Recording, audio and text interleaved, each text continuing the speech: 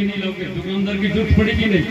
बोलो, गाय से दूध लोगे, गाय की जरूरत पड़ेगी नहीं।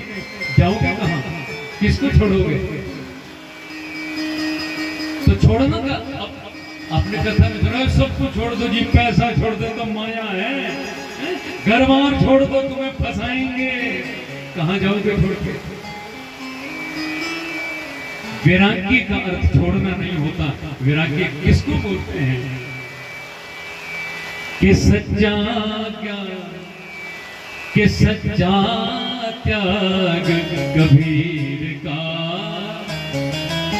जो मन से दिया निकाल, और जिसका मन मैला भया,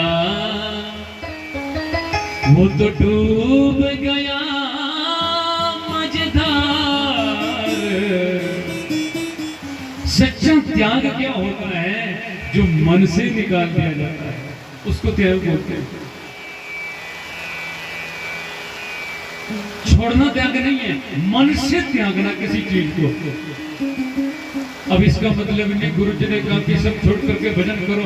दादी बोलती है पोते भी तू देख, बहू ये भी तू देख, मैंने तो माला जपनी है बस, और दूसरा कुछ नहीं करना। नहीं, मैंने कल ही कहा था ना, कर से कर्म कर ही विधि ना। हमारे यहाँ कर्म छोड़ने के लिए मना किया गया है। कर्म तुम्हें करना ही पड़ेगा। प्रेम से बोलो ना, जय महादेव। कर्म जरूरी है जीवन में, कर्म करना ही चाहिए। हमारे यहाँ किसी भी शास्त्र में ये नहीं कहा गया है कुछ करने की जरूरत नहीं है। ये कहीं भी नहीं लिखा कि कुछ नहीं करना। हमारे संतों ने कभी नहीं कहा मेरा आशीर्वाद है, तेरे को कुछ करने की जरूरत नहीं है। बोलो, मेरा आशीर्वाद में कुछ करने की जरूरत नहीं, तो खेत में कुछ बीजो ही ना, लहसुन लगाओ ना, होगा क्या बताओ? लहसुन लगाने पड़ेंगे तो होगा, कर्म करना पड़ेगा। और मैं तो कर्मवादी आदमी हूं, कर्म तुम्हें करना ही पड़ेगा। यदि कर्म करोगे तो फल मिलेगा, नहीं करोगे तो कहां से मिलेगा? इसलिए कर्महीन बनना हमारे यहाँ मना किया गया। निंदनीय करे, कर्महीन नहीं होना, कर्म करना ही पड़ेगा। तो क्या करें फिर? त्याग कैसे करें? वैराग्य कैसे धारण करें? वैराग्य कैसे धारण करें? घर में भजन करें, कैसे करें? पोता गोद में है ना, यानी कि मैं कभी नहीं कहता छोड़ने को। ना अभी माया की तो आगे चर्चा करेंगे होती क्या है। मैं कभी नहीं कहता कि उसको छोड़ दो, उसको छोड़ दो। कहां से छोड़ना है? सीखो। बच्चे को ही छोड़ना, लेकिन बच्चे किनारे कर दो, माला नहीं जपने देते, भजन नहीं कर। अरे भजन के लिए जरूरत ही नहीं है। क्या कहना? कर से कर्म कर ही विधि ना। कर से कर्म करते रहो, लेकिन मन का कनेक्शन भगवान के पास रखो। भगवान का मेरे को केवल मन चाहिए बस, और तू अपने पास रख। इसलिए गोद में बच्चा है, पोता है ना? अब पोता तुमने क्या माला जपने नहीं था, अब माला की जरूरत किसके लिए? तुम्हें गिनना है क्या? है ना? भजन करो, पोता गोद में है। नमः शिवाय, ओम नमः शिवाय। नमः, खिलाओ पोते को, नमः शिवाय बोलो, नमः शिवाय, नमः शिवाय बोलो, नमः शिवाय। नमः शिवाय बोलो, नमः शिवाय, नमः शिवाय बोलो, नमः शिवाय, नमः शिवाय बोलो, नमः शिवाय, नमः शिवाय बोलो, नमः शिवाय। बोलो, हो रहा घर का काम भी हो रहा, पोता भी खेल रहा है, भजन भी हो रहा है। इसलिए तो गृहस्थ को सबसे बड़ा कहा गया है मन का कनेक्शन परमात्मा से। आपने भागवत सुनी ना? भागवत यशोदा क्या करती है? एकदा गृहदासीषु यशोदानंद गेहिनी। यशोदा ने अपने कन्हैया के लिए मक्खन निकालने के लिए सबको छुट्टी भेज दिया, दासियों को। और आज स्वयं नदी मंथन कर रही है, नदी मंथन भी कर रही है और गा भी रही है। अब ध्यान देना, मन का कनेक्शन परमात्मा है, परमात्मा में है, और हाथ से काम हो रहा है कभी मंथन से, बताओ वो कार्य ज्यादा श्रेष्ठ होगा। और बोले क्या करें कि हमें रोटी बनानी पड़ती है, बोलो क्या रोटी भजन करते हुए नहीं बना सकते? आटा क्या करते हैं, पहले छानते हैं ना, छान हो जाएगा। नमः शिवाय ओम नमः शिवाय, नमः शिवाय ओम नमः शिवाय। उसके बाद क्या होता है? कूदना, नमः शिवाय बोलो, नमः शिवाय, नमः शिवाय बोलो, नमः शिवाय, नमः शिवाय बोलो। नहीं और बेलना भी तो है। नमः शिवाय बोलो, नमः शिवाय, नमः शिवाय बोलो, नमः शिवाय, नमः शिवाय बोलो, नमः शिवाय बोलो, नमः शिवाय। हम बोलते हैं हमारे पास टाइम नहीं है गुरुजी, कब भजन करें? बड़ी टाइम की जरूरत, बड़ी माला की जरूरत, भजन भी हो गया और काम भी हो गया। बोलो आगे नियम बताऊंगा इसकी, क्या गजब की टेक्निक है, क्या फल है इसका। रोटी बना रहे तो भजन, कपड़े धो रहे नमः शिवाय ओम नमः, बताओ कितना आसान है भजन करना। मैंने कहा ना भगवान इतना नजदीक है जितना तुम्हें कुंडी खोलनी, बस इतना ही नजदीक है।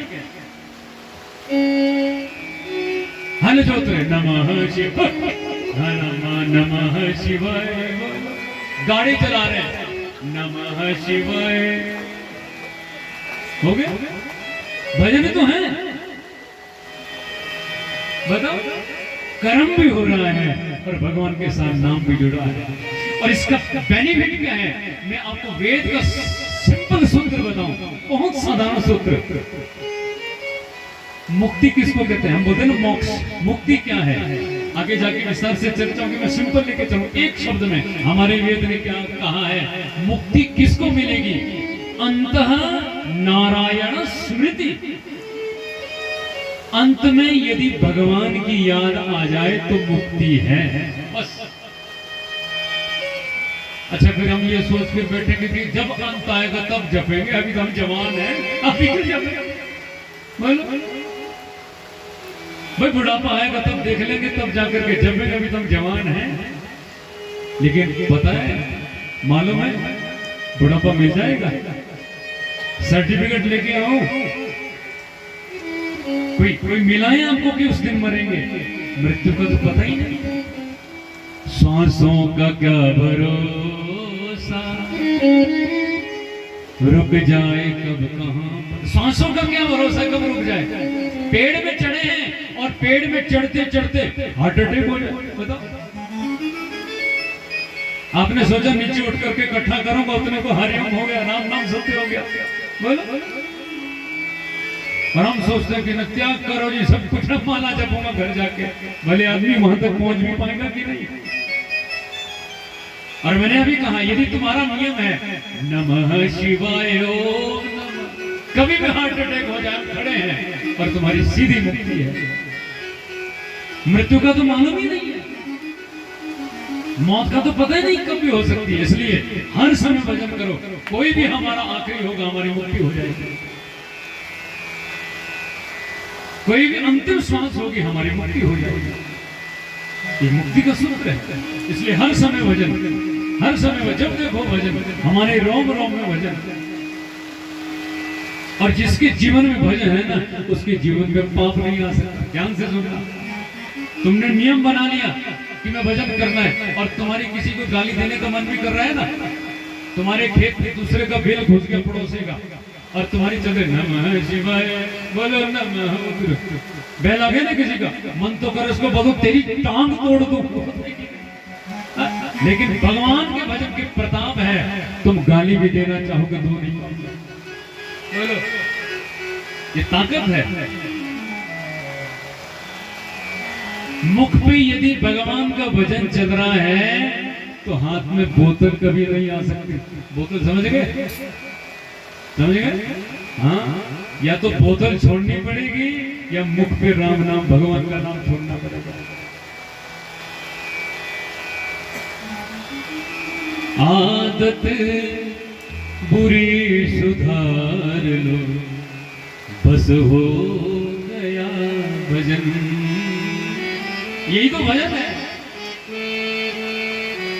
मन की तरंग मार लो, बस हो गया भजन।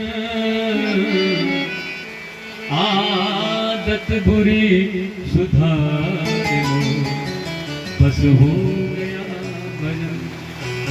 ये आदत यदि छूट जाए, और ये कब छूटेगी? जब हम सत्संग में बैठेंगे। इसलिए मैं मेरे एक बहुत, वैसे तो हमारे लिए सारे एक जैसे हैं, लेकिन एक जजमान है हमारे फौजी साहब, अभी उनके यहाँ आगे शिव पुराण है, तो उनका मुझे बहुत एक सीखने को मिला। मैंने भागवत करी थी उनके यहाँ, उनका बहुत सीखने को जैसे मिला। हमारे तो जब कथा होती है तो घर वाले को भी डाले व्यवस्था नहीं रहते।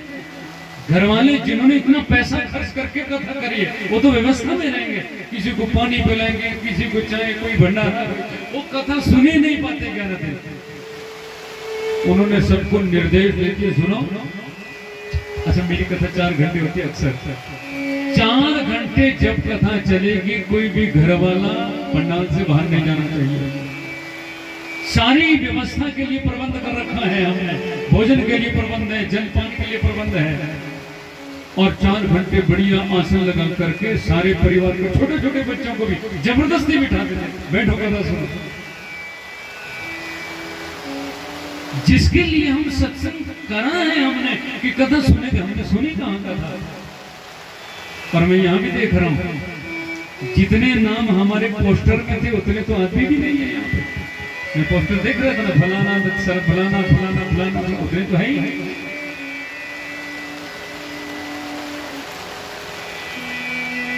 जिसने समय दिया है फिर उसको समय नहीं है।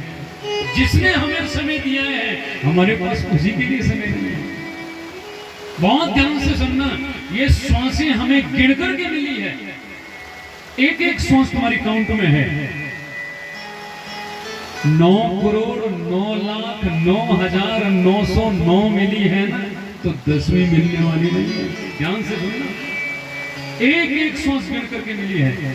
इसलिए एक एक श्वास पर भगवान का नाम होना चाहिए।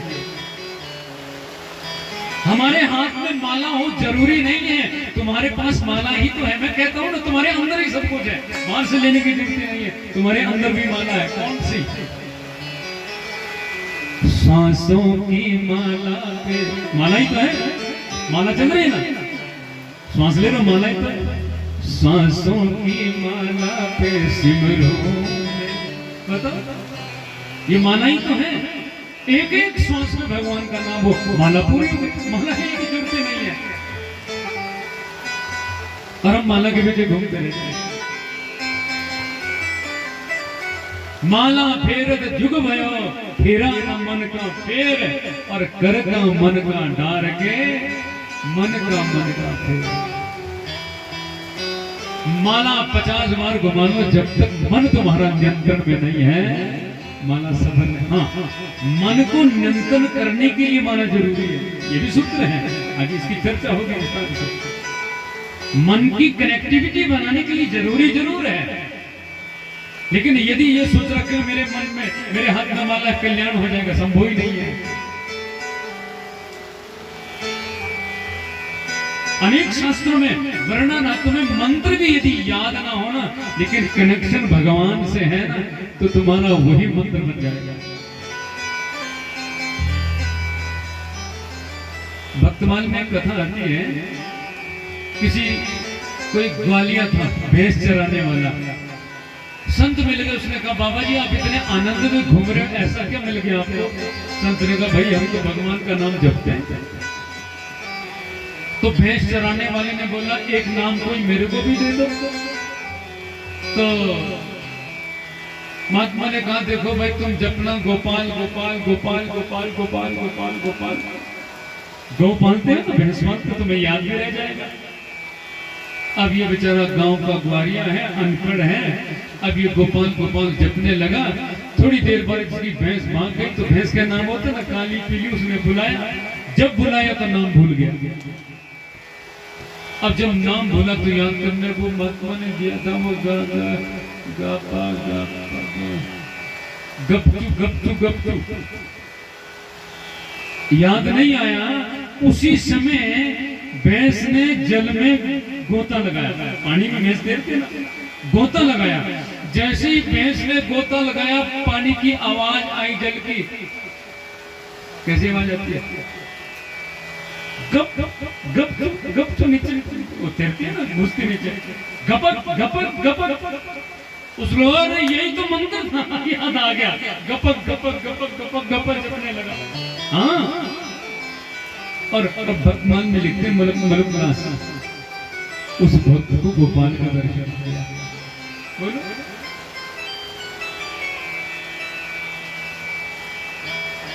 देवी भागवत में कथा आती है, भक्त ने केवल डर के मारे पुकारा, डर के मारे बोलते हैं ना, बीज मंत्र बन गया। तीर लगा सूर के, फिर कहने लगा एन, और वो बीज मंत्र बन गया। बताओ। लेकिन मन की कनेक्टिविटी थी। मुख से तुम्हारे उच्चारण क्या हो रहा है अलग चीज, लेकिन मन से तुम्हारे जो चल रहा है वो सही होना चाहिए। इसलिए वैरागी कौन है? वैराग्य क्या है? जो मन से तैयार है। घर में हम बैठे बैठे हैं, बस घर में रहना है, पर घर में मन मत बसाना। घर में रहो, घर के सारे व्यवहार करो, बस मन उसमें मत बसाओ। और जब मन उसमें नहीं फंसेगा तो आपको परम शांति की अनुभूति होगी। खेती बाड़ी के सारे कार्य करो, लहसुन की गुड़ाई करो, उसकी सिंचाई करो, निदाई करो, खूब करना चाहिए, है ना। लेकिन मन में भगवान रहे, बस मन में परमात्मा रहे। बस हम महादेव जी के महादेव जी हमारे हैं। अरे मेरे लहसन तुम्हारे सहारे हैं। बोलो, भगवान ने कहा इसने तो कहते हैं लहसन मेरे सहारे, मतलब मेरी जिम्मेवारी हो जाएगी। भगवान कहेंगे अब तो मुझे कुछ ना कुछ करना पड़ेगा। भाई आप कहीं शादी में जाते हो, आप बोलते हो भाई घर का ध्यान रखना, पड़ोसी को। आप शादी में जा रहे हो, पड़ोसी को देना घर का ध्यान रखना।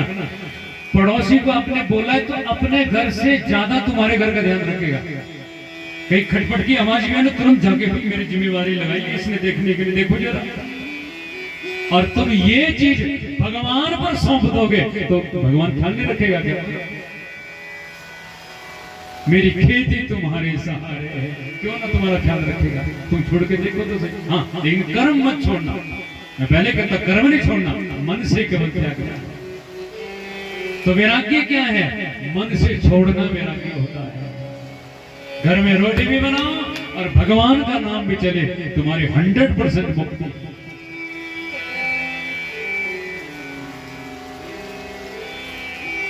ज्ञान हो गया, वैराग्य हो गया। और इन ज्ञान वैराग्य से फिर भक्ति कैसे प्राप्त होती है? क्योंकि ये भक्ति जो है ज्ञान वैराग्य की माता है। भक्ति यदि हमारे पास नहीं है तो ज्ञान और वैराग्य ज्यादा देर तक टिकेगा नहीं। क्यों? क्योंकि बहुत से लोग बोलने वाले होंगे, अरे कुछ नहीं मिलता है, छोड़ दे, कुछ नहीं होने वाला इससे। लेकिन भक्ति यदि हमारे मन में है, श्रद्धा समन्वित भक्ति यदि मन में है, तो ज्ञान वैराग्य की पुष्टि होगी। और यहां तो सद्भक्ति की बात बोली गई है। भक्ति किसको बोलते हैं?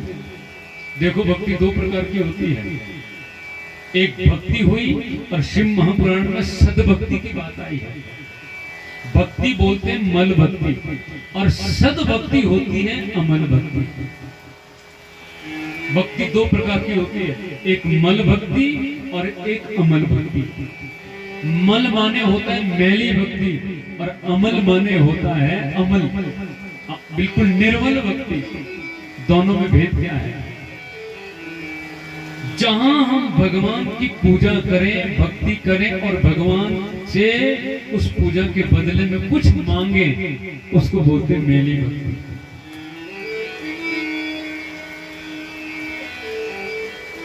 जो ध्यावे फल पावे, दुख बिन से मन का, और सुख संपत्ति घर आए, कष्ट मिटे, मेली भक्ति। हम भगवान से मांग रहे हैं, जहां हमने भगवान से मांगा हमारी भक्ति मेली भक्ति उसको भी बोलेंगे, देखो भक्ति वो भी है, लेकिन जहां हमने भगवान से मांगा वो मेली भक्ति हो जाती है, उसको मेली भक्ति कहेंगे। और हमारे शास्त्रों में सिद्धांत आया है, भगवान से मांगना नहीं चाहिए।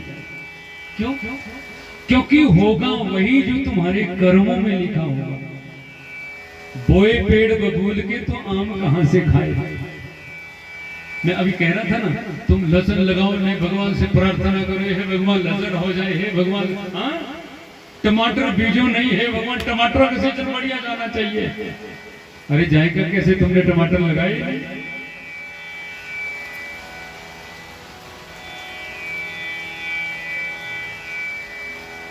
हम मांगेंगे भगवान से मांगना नहीं है, कर्म करना है, क्योंकि फल देना तो भगवान का काम है। ये ईश्वर के ऊपर सोचता, हमें कर्म बढ़िया, उसकी सिंचाई करो, गुणाई करो, स्प्रे उसमें सब बढ़िया करो, फल देना उसका काम है, फल उस पर छोड़ दो। लेकिन भगवान से मांगना नहीं है। अच्छा, भगवान से मांगेंगे तो क्या तुम्हें मिल जाएगा? एक साधारण भाषा में सोचो, मौसम खराब है, टमाटर की खेती बिल्कुल लमालम है, और इस समय यदि ओला पड़ गया तो सारे टमाटर खत्म होता है। आकाश में गर्जना हो रही है और तुम चिल्लाओ, हे भगवान ओले नहीं होने चाहिए, ओले नहीं, रुक जाएंगे क्या? कोई वही जो राम रचि राखा, को कर तरक बड़ा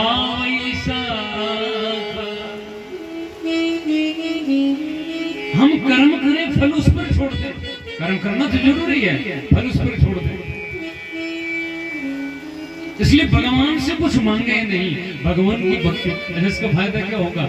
यदि हम भगवान से कुछ मांगते नहीं है ना, भगवान कहते मेरा नुकसान हो जाता है। क्या नुकसान?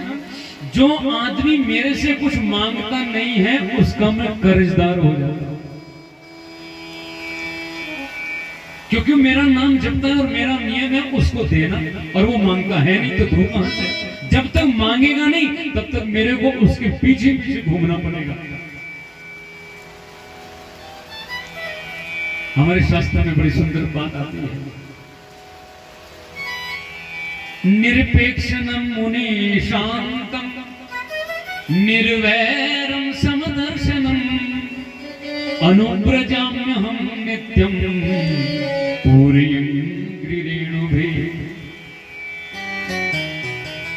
भगवान कहते हैं जो मुझसे कुछ मांगता नहीं उसके मैं 24 घंटे पीछे पीछे दौड़ता हूँ।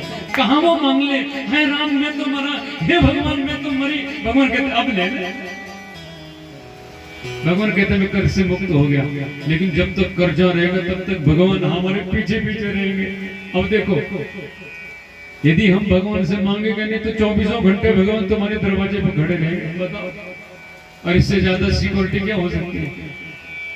24 घंटे तुम्हारे साथ रहेगा, और मांग लिया तो उधार खत्म, अपने घर चले जाएंगे। लेकिन नहीं मांगा तो 24 घंटे तुम्हारे साथ। क्योंकि जिससे कर्जा लिया है ना, जिससे कर्जा लिया उसका चिंतन रहता है। कभी किसी को मौका मिला हो उधार लेने का, जिससे कर्जा लेते हो ना तुम, उधार लेते हो, यदि उसका फोन तुम्हारे हाल चाल पूछने के लिए भी आ जाए ना तो मन में तो यही ध्यान आता है, भगवान पता नहीं मांग तो नहीं रहा होगा। बोलो, वो तो तुम्हारे हाल चाल के लिए फोन कर रहा है, लेकिन कर्जा लिया है तो तुम्हें ऐसा लगता है पता नहीं इसलिए तो नहीं फोन कर रहा कि ला थोड़ा सा मार। इसलिए कर्जा जिससे लिया वो हमेशा याद रहता है। भगवान कहते हैं उसके पीछे पीछे रहता है। इसलिए भगवान से कभी भी कुछ मांगो नहीं, और उसको बोलते हैं अमल भक्ति।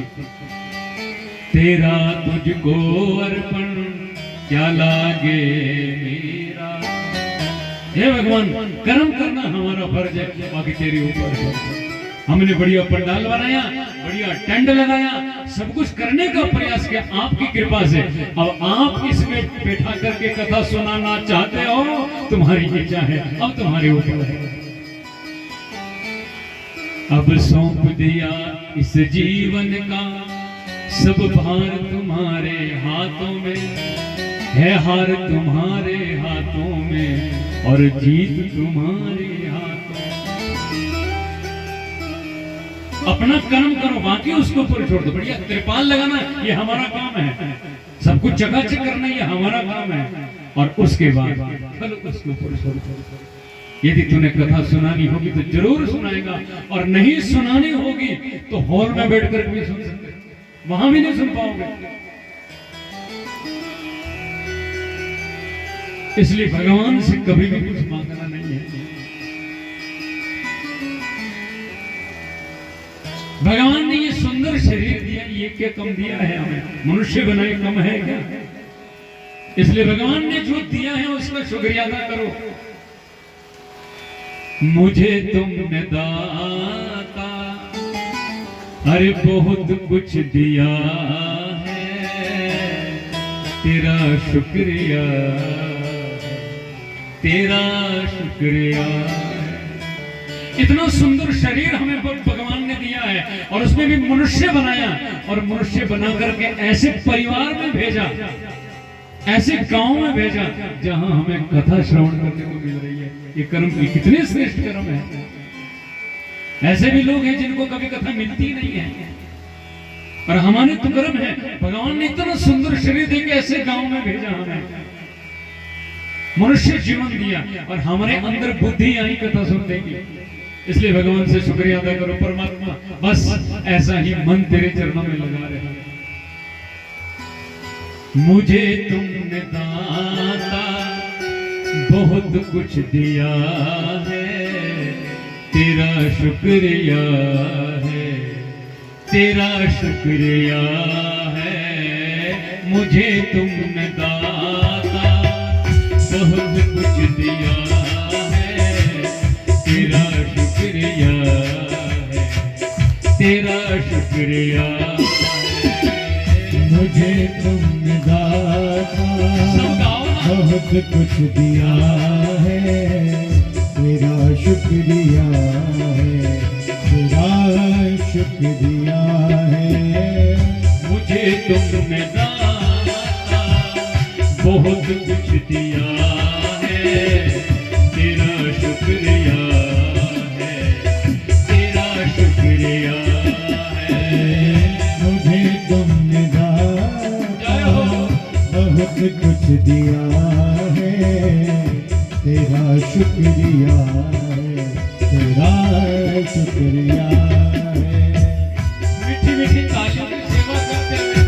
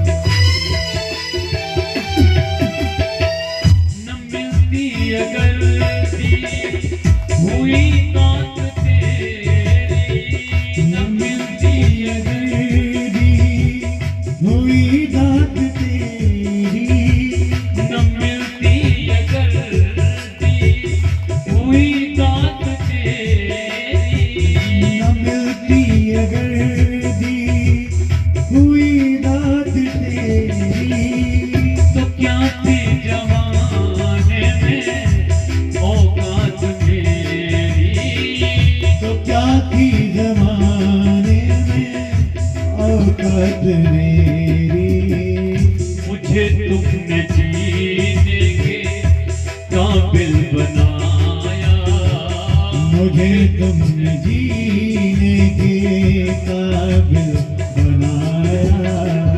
तेरा शुक्रिया है,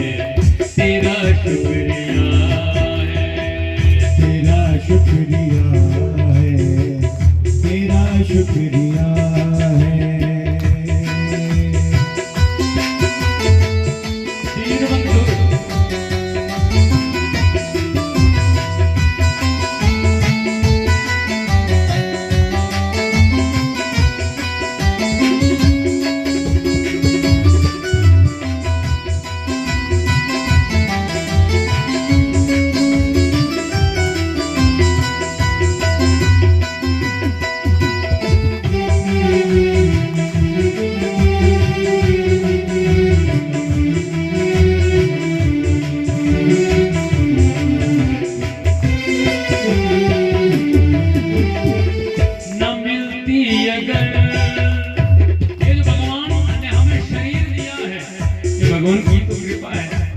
भगवान की तो देन है।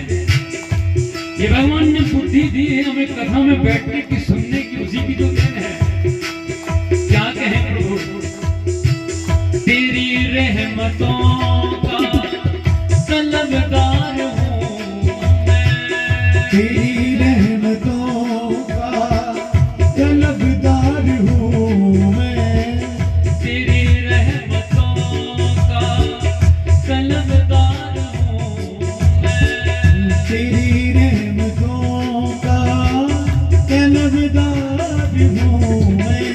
तो दुनिया में मेरा गुजारा न होता, तो दुनिया में मेरा गुजारा न होता। यदि तेरी रहमत न होती, यदि तेरी कृपा न होती तो दुनिया में मेरा गुजारा मुश्किल था। इसलिए हे महादेव, उसे क्या कमी है जो तेरा हो गया है, उसे क्या कमी जो तेरा हो गया है।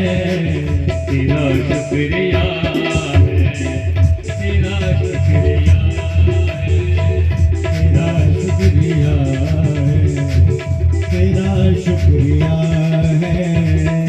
मुझे तुमने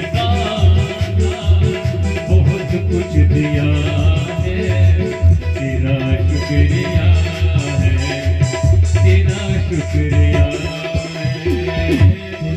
तुमने दाता बहुत कुछ दिया है, तेरा शुक्रिया है, तेरा शुक्रिया है।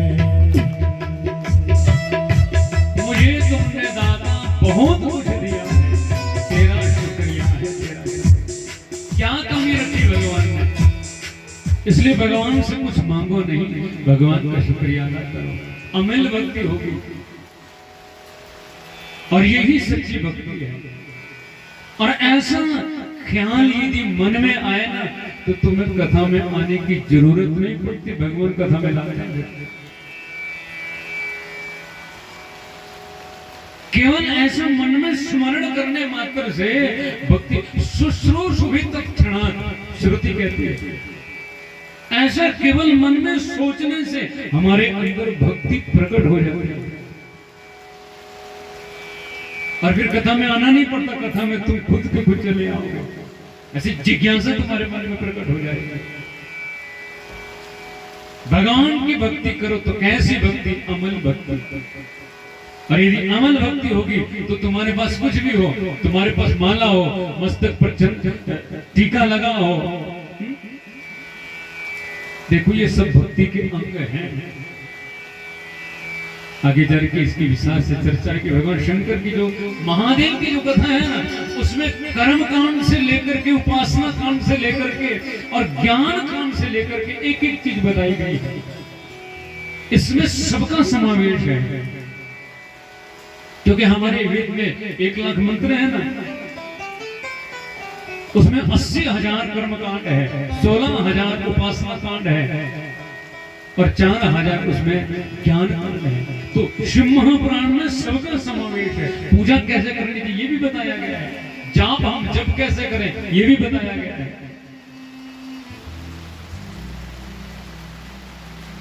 हम कहते हैं ना मन कथा में लगे, मन कैसे लगे ये भी बताया गया है। पूछा है ऋषियों ने मन कैसे लगाए, हमारे बोलते तो सब है, पता तो है ही नहीं कैसे लगाए। मन एक जगह टिकता कैसे लगाए, सब कथा में है। अमल भक्ति करें, और भक्ति अमल होगी, ज्ञान और वैराग्य दोनों चीजें टिकेगी। उनके बेटे तो है, और ये तीनों तुम्हारे पास आ गई तो चौथी चीज अपने आप आ जाएगी, जिसका नाम है विवेक। अच्छा, विवेक क्यों होता है? विवेक का, अब देखो, विवेक को हम मीमांसा दर्शन के अनुसार दो तत्वों से समझे। विवेक में दो चीजें होती है, एक अच्छे और बुरे की जानकारी होना, इसको विवेक बोलते हैं। और ये विवेक पदार्थ केवल मनुष्य के पास है। अच्छे और बुरे की जानकारी ये केवल, देखो, गाय को तुम गौशाला बोलते, ओबरा, हमारे यहाँ तो ओबरा बोलते हैं, गौशाला पर क्या बोलते, ओबरा बोलते, जो भी हो। गाय को वहां से खोल दो, उसको नहीं पता मेरा खेत है कि पड़ोसी का है, होता है कि नहीं? गाय को पता है किसका खेत है। गाय को वहां से छोड़ोगे कहीं, ये विवेक उसके पास नहीं है कि क्या अच्छा है और क्या बुरा है। अगर खेत में जाऊंगी तो कि डंडे ना पड़ जाए, उसको नहीं मालूम है, विवेक उसके पास नहीं है। इसलिए अच्छे और बुरे का ज्ञान होना, ये विवेक का प्रथम सूत्र है।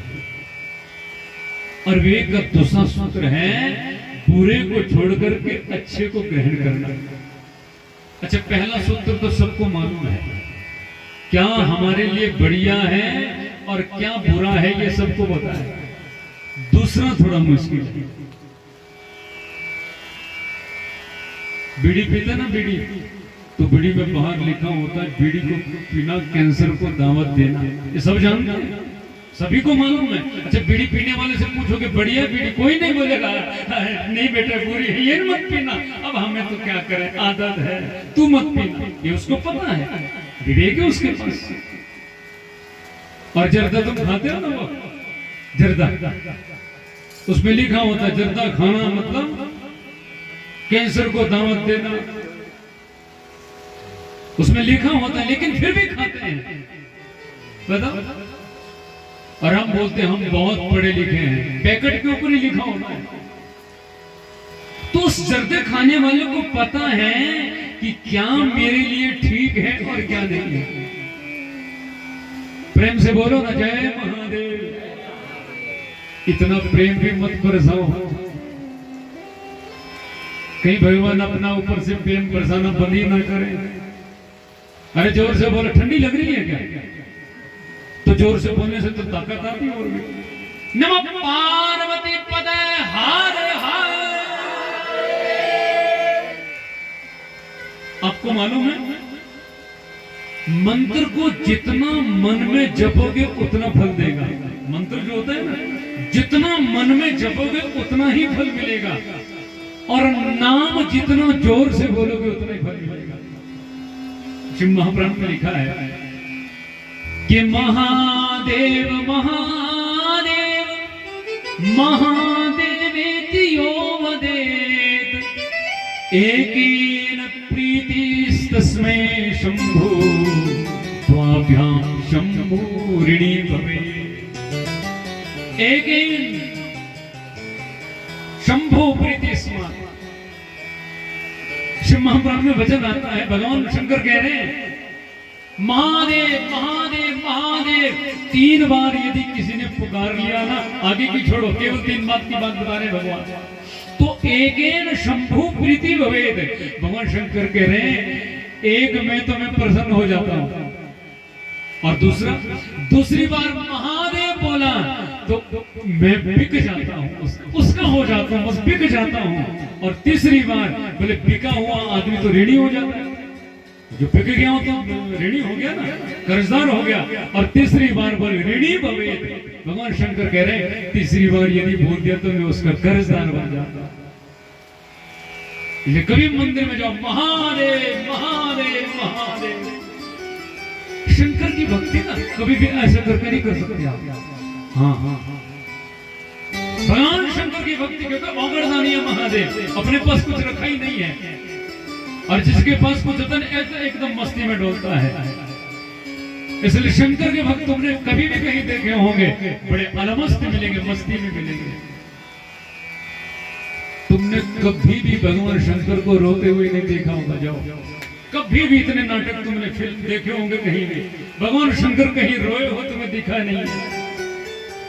राम बहुत रोए सीता के लिए, कन्हैया बहुत रोए, भगवान शंकर कहीं रोए हो ऐसा तुमने देखा ही नहीं होगा। एकदम अलमस्त है भगवान भोलेनाथ। रोना किस बात का? अरे मनुष्य जीवन मिला है तो मस्ती में जियो, आनंद से जियो। बाकी तो संसार में मरी ही तो रहे हैं हम, हैं? जीना तो है उसका जिसने ये रंग जाना। इसलिए कथा सुनो तो मस्ती में होकर के सुनो, जितनी देर सुनो। अभी गाया ना हमने, लगन तुमसे लगा बैठे जो होगा वो मस्ती में सुनो, जितनी देर सुनो मस्ती में सुनो। और भगवान शंकर के भक्त अलमस्त होते हैं, मस्ती में ही सुनते हैं, मस्ती में ही जीते हैं। रो रे की जीना, मनुष्य जन्म मिला है, बड़े भाग मानुष तन पायो। बड़ी मुश्किल से, बड़े भाग्य से मिलता है मनुष्य जीवन, और इस बार मिला है और फिर भी हम घुट घुट के जी रहे हैं। हमेशा रहो, प्रसन्न रहो।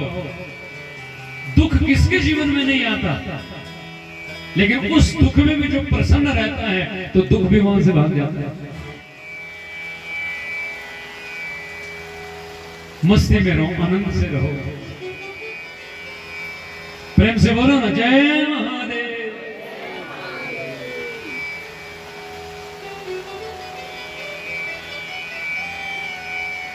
मैं निवेदन कर रहा था, विवेक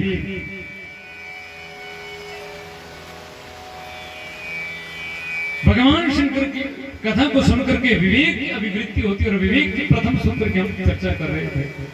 हमें मालूम है कि ये बुरी चीज है और फिर भी हम इस चीज को ग्रहण करते हैं। अच्छा, शराबी को मालूम नहीं होता कि शराब बुरी है? बोलो, पता होता उसको? सबको पता है कि खराब चीज है। यदि खराब नहीं होती तो शादी में अलग टेंट क्यों लगता है? वेदी के पास लगना चाहिए था। सबको पता है ये खराब चीज है, और फिर भी मुझे तो पढ़े लिखे हैं, मैं बीए पास हूं जी, काय का पास है? पता है हमें कि बुरी चीज है, फिर भी पीते हैं। और मालूम है क्यों? क्योंकि हमने अपने आप को समझा ही नहीं हम क्या है। कथा है कि आप सुनो तो सही, आनंद देखो जी महापुराण का। जब हम ये समझ जाएंगे हम कौन है, और मैं दावे से कह रहा हूँ 11 दिन तक कथा में टक गया तो शराब छूट जाएगी। हाँ, सुनना तो पड़ेगा। इसलिए जो पीते हैं ना तुम्हारे, वो खींच करके लाता, उसको पता चल जाए कि तू चीज क्या है। वो गाते ना गाना, तू चीज क्या है? तू चीज बड़ी है मस्त मस्त, है ना? तो क्या चीज है, हम अपने आप को जाना ही नहीं, हम है कौन? क्या गजब की चीज है मनुष्य, क्या गजब की आइटम बनाई है भगवान ने। इसलिए तो भगवान ने कहा योनियों में मैं मनुष्य, क्या गजब की चीज है मनुष्य। कितनी गजब की, बहुत सोच समझ करके बनाई है मनुष्य को भगवान ने। उसने समझा ही नहीं कि हम कौन, इसलिए तो पी रहा है बेचारा। उसको पता ही नहीं है मैं कौन हूं। जिस दिन ये मालूम चढ़ गया कि मैं कौन हूं, फिर वो ये मस्ती नहीं पिएगा। फिर मुझे मेरी मस्ती कहां लेके आई, जहां मेरे अपने सिवा कुछ नहीं, जहां मेरे अपने सिवा कुछ नहीं। मुझे मेरी मस्ती कहां लेके आई, मुझे मेरी मस्ती कहां लेके आई, मुझे मेरी मस्ती कहां लेके आई, मुझे मेरी मस्ती कहां लेके आई, कहां लेके आई, कहां लेके आई, कहां लेके आई, कहां लेके आई, मुझे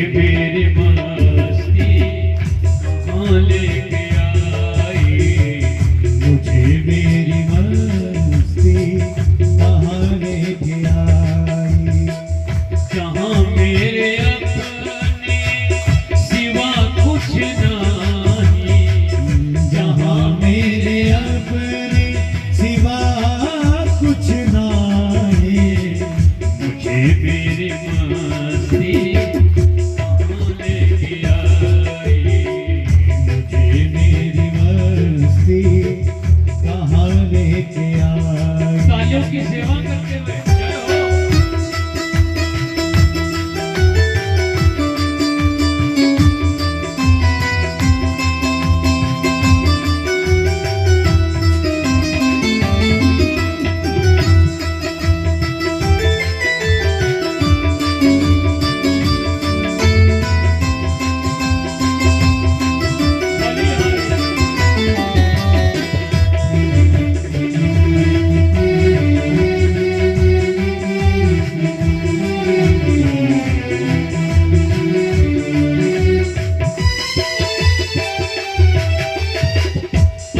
जब लगा मेरी हस्ती का मुझको, पता जब लगा मेरी मस्ती का मुझको, पता जब लगा मेरी हस्ती का मुझको, पता जब लगा मेरी हस्ती का मुझको, सिवा मेरे आपने, सिवा मेरे आपने, सिवा मेरे अपने कहीं कुछ नहीं। ये मेरी मस्ती कहाँ लेके आई, मुझे मेरी मस्ती कहाँ लेके आई, ये मेरी मस्ती कहाँ लेके आई। मुझे मेरी मस्ती कहाँ लेके आई।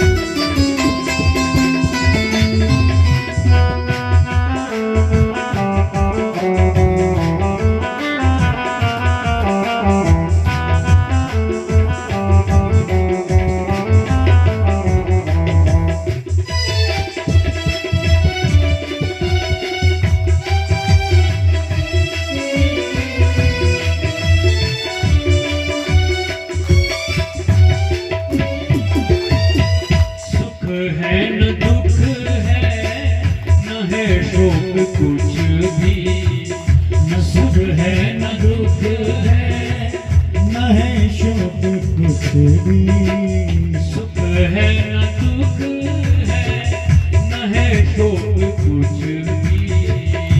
सुख है न दुख है, न है शोक कुछ भी। अजब सी है मस्ती, जब सी है मस्ती, अजब सी है मस्ती, जब सी है मस्ती, पिया कुछ नहीं।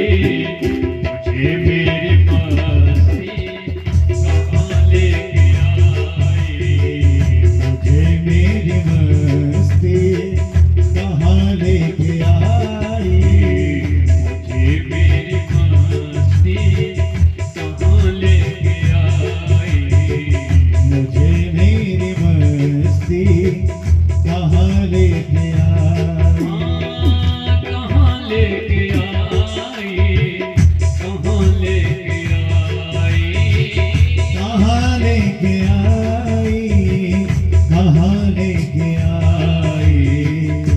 मुझे मेरी मस्ती कहाँ लेके आई, मुझे मेरी मस्ती कहाँ लेके आई, कहाँ लेके आई, कहाँ लेके आई। कहाँ लेके आई।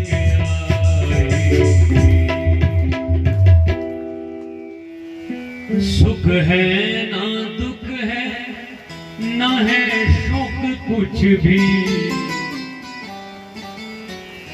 अजब सी है मस्ती और पिया कुछ नहीं।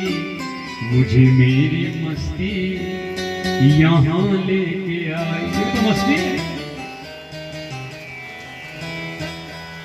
जो पीते हैं मस्ती के प्याले, वो महादेव के अपने भक्त होते हैं निराला। विवेक है अच्छे और बुरे की पहचान करना, ये विवेक का प्रथम सूत्र। और दूसरा सूत्र क्या है?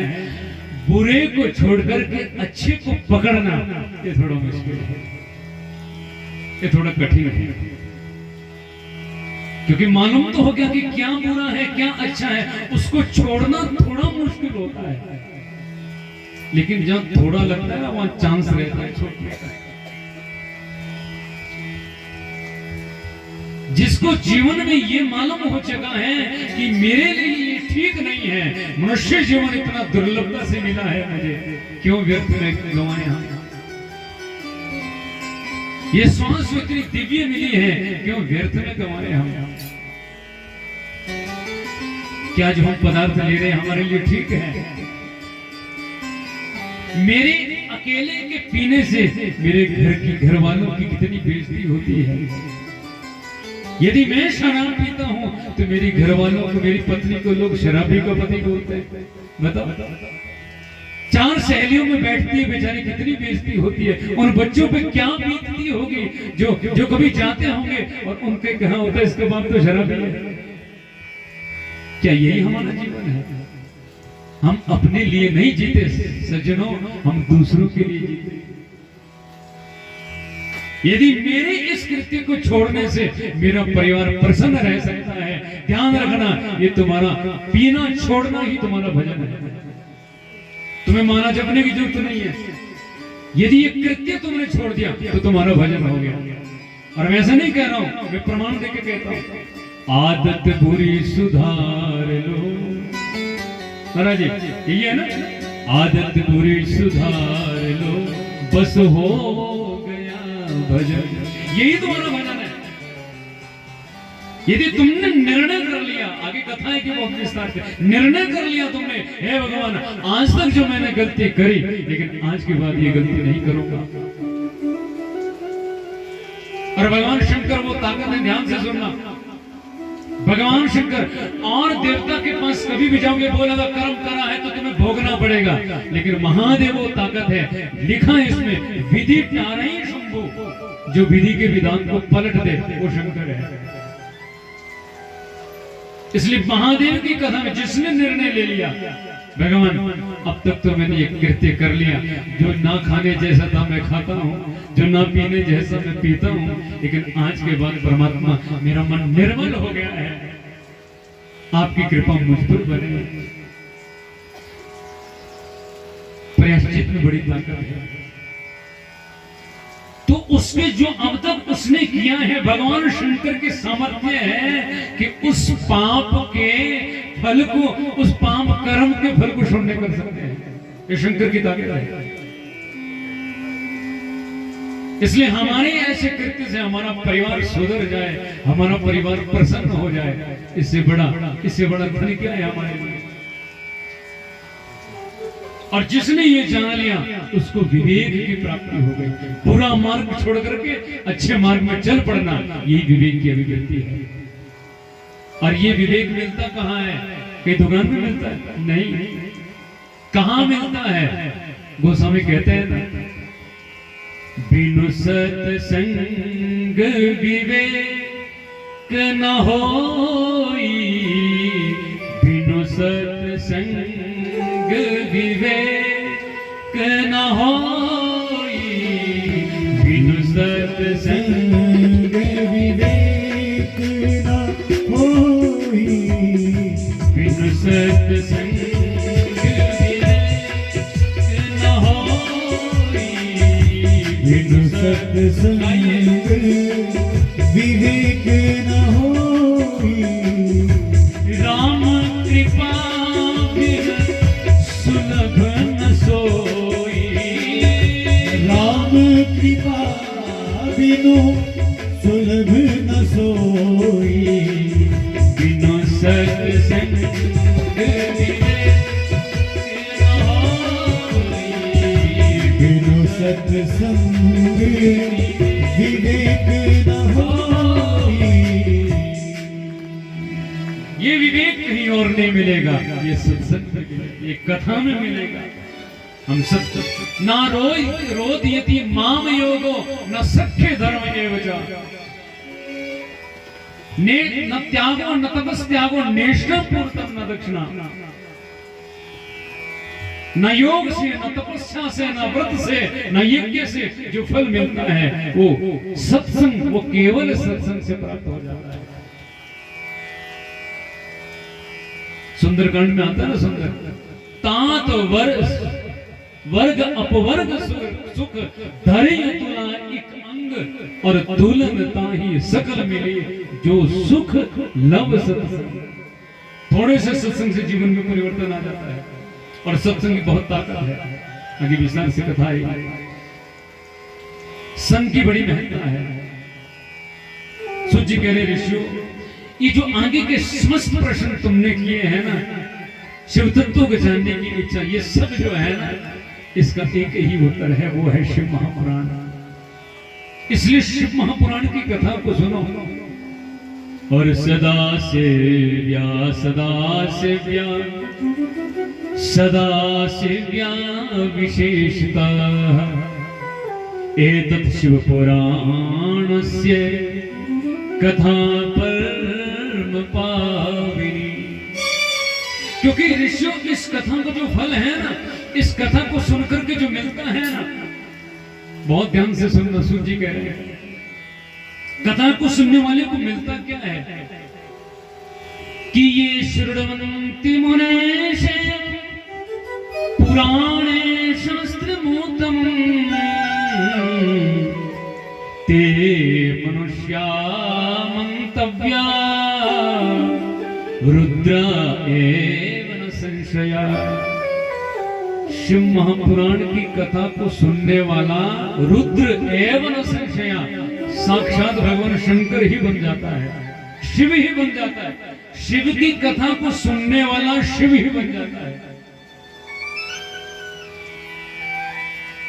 आप सोचते हो कि हम भगवान कैसे बनते हैं? हम तो इंसान हैं ना, हम भगवान कैसे हो सकते हैं? लेकिन यहां तो लिखा है शिव की कथा को सुनने वाला शिव ही बन जाता है। एक भृंगी कीट होता है, भृंगी कीट आपने देखो घरों में ज्यादातर दरवाजों पर मिट्टी जैसे का घर बना देता, छोटे छोटे। ये भृंगी कीट मिट्टी का घर बनाता है और अपने जैसा कोई दूसरा उसमें जीव ला करके उस पिंजरे में अंदर उस घर में बंद कर देता है और उस घर के बाहर 10-12 दिनों तक भूं भूं भूं भूं भूं भूं करके बोलता रहता है।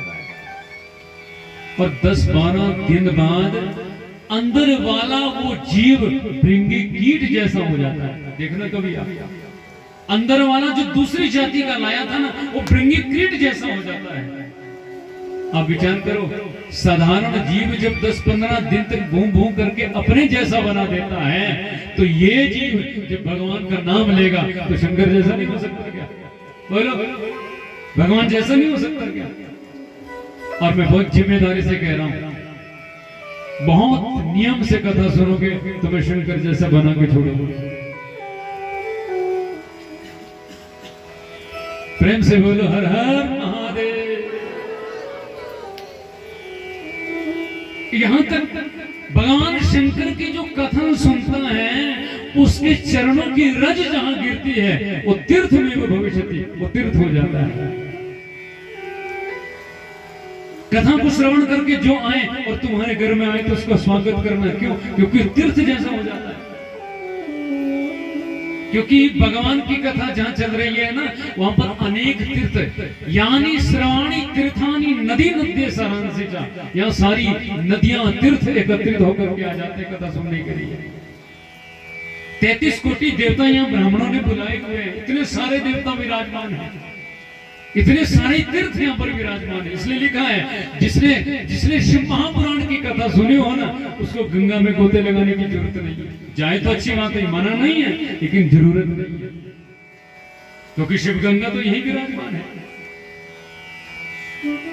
और ऋषि यही नहीं, यदि अंत समय में भगवान शंकर की कथा को सुन लिया तो उसकी निश्चित रूप से मुक्ति है। ऋषि कह रहे ऐसे कैसे हो सकता है? सूर्य का हुआ है ना। कौन? कि आसित की रात नगरे ब्राह्मणों ज्ञान दुर्बला दारिद्र्य रस विक्रेता देव धर्म परामुख। सूजी कथा सुना रहे हैं कि किरात नगर में एक ब्राह्मण रहते, पंडित जी बड़े ज्ञानी ब्राह्मण है, बड़े अमलात्मा भजनानंदी है, तो आनंद से भजन करते हैं। लेकिन उस गांव का जो माहौल है ना वो थोड़ा अच्छा नहीं है। गांव का भी माहौल होता है, इसलिए तो आप कभी जमीन लेते हो ना शहर में, कहीं बाजार में, तो हम देखते हैं पड़ोसी ठीक होना चाहिए तभी जमीन लेते हो। पड़ोसी का बड़ा फर्क पड़ता है। उस गांव का माहौल थोड़ा बढ़िया नहीं था, और जहां गांव का माहौल बढ़िया नहीं हो वहां भजन करना थोड़ा मुश्किल हो जाता है। अभी पंडित जी बड़े विद्वान थे, सज्जन थे, भजनानंदी थे, त्रिकाल संध्यावादी थे। इनका एक पुत्र हुआ, और इस पुत्र जैसे प्रकट हुआ तो इसका नाम रखा देवराज। अभी बड़ा होने लगा, पंडित जी कहने लगे बेटा भजन कर, संध्या कर। अब नाटक तो बहुत करता था लेकिन मन से संध्या करता नहीं था। एक दिन पिताजी की मृत्यु हो गई। पिताजी की तो मृत्यु हो गई, लेकिन ये देवराज जो है, अब पिता की मृत्यु होकर के देवराज तो और मुक्त हो गया। भजन तो छोड़ो महाराज, देवता के जो कृत्य होते इससे परामुख विरुद्ध हो गया, अलग चले गए। मांस मदिरा का भक्षण करने लगा। संध्या की तो छोड़ो ही आप। मां विचार करने लगी इतना बिगड़ गया बेटा, क्या करूं मैं। तो माता पिता सोचते हैं कई बार यदि घर में बहू बढ़िया आ जाए तो भी बेटा बदल सकता है। तो माता सोचने लगी कोई शादी कर लो, इसकी कोई बढ़िया सी लड़की आ जाए, कन्या आ जाए, तो क्या पता बेटा ये खाना पीना छोड़ दे, भजन करे भगवान। मां ने दूसरे, क्योंकि इस नगर में तो सारा माहौल ठीक नहीं है, तो दूसरे गांव से एक सुंदर कन्या से इसका विवाह किया, और सुंदर कन्या घर में आई। और अब क्योंकि ये सत्संगी थी, जीवन में सत्संग इसने किया था, एक निष्ठी ब्राह्मण की बेटी थी,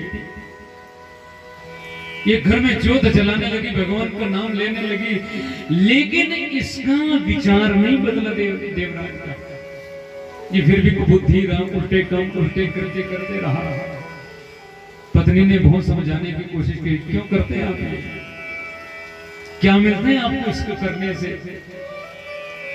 पत्नी ने बहुत समझाया लेकिन ये माना नहीं। हमारे जीवन में बुराइयां दो जगह से बहुत जल्दी आती है, बहुत ध्यान से सुनना। दो जगह से बुराई बहुत जल्दी आती है, एक है हमारी आंखें और दूसरा है हमारे कान। इन दो इंद्रियों से हमारे अंदर बुराई सबसे ज्यादा आती है। गड़बड़ कुछ देख लिया तो आंखें इधर उधर चली जाती है, मन भटक पड़ा है, और कुछ सुन लिया तो मन जल्दी से भटक पड़ा है।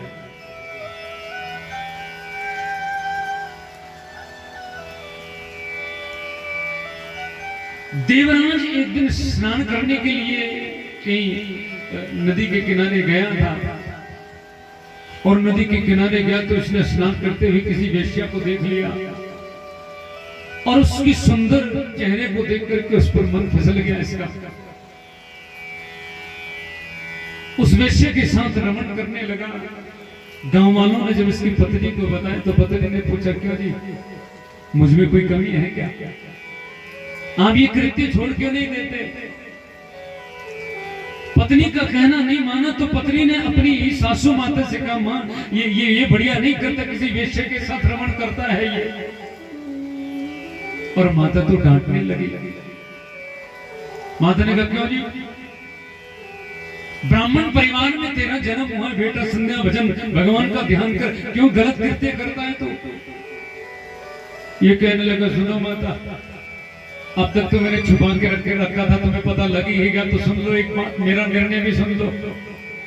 जब तुम्हें पता लगी ही गया तो मैं उस वेश्या से शादी करना चाहता हूं, उसके बिना नहीं रह सकता मैं, उस वेश्या से मेरी शादी होगी। मां कहने लगी यदि वेश्या से शादी करेगा तो मेरे जीते जी तो कर नहीं सकता, मेरे जीते जी वो इस घर में नहीं आ सकती। मां ने डांटा, रात्रि हुई, ये सोचने लगा जीते जी नहीं आ सकती, मरने के बाद तो आ जाएगी।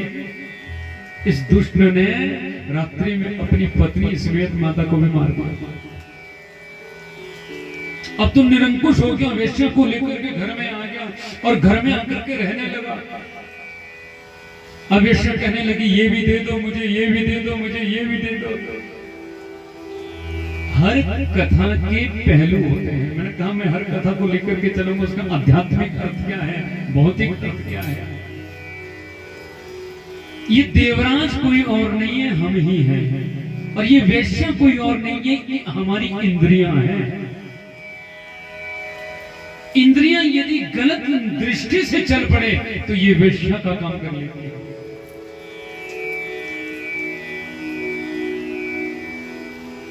हमारी आंखें चाहती है कुछ गलत देखना, हमारे कान चाहते हैं कुछ गलत सुनना, तो हमारी आंखें ही, ये कान ही वेश्या को रूप धारण करते हैं। और इनको कभी भर नहीं सकते आप। इंद्रियों को कभी पूर्ण कर ही नहीं सकते आप, कभी नहीं भर सकते आप।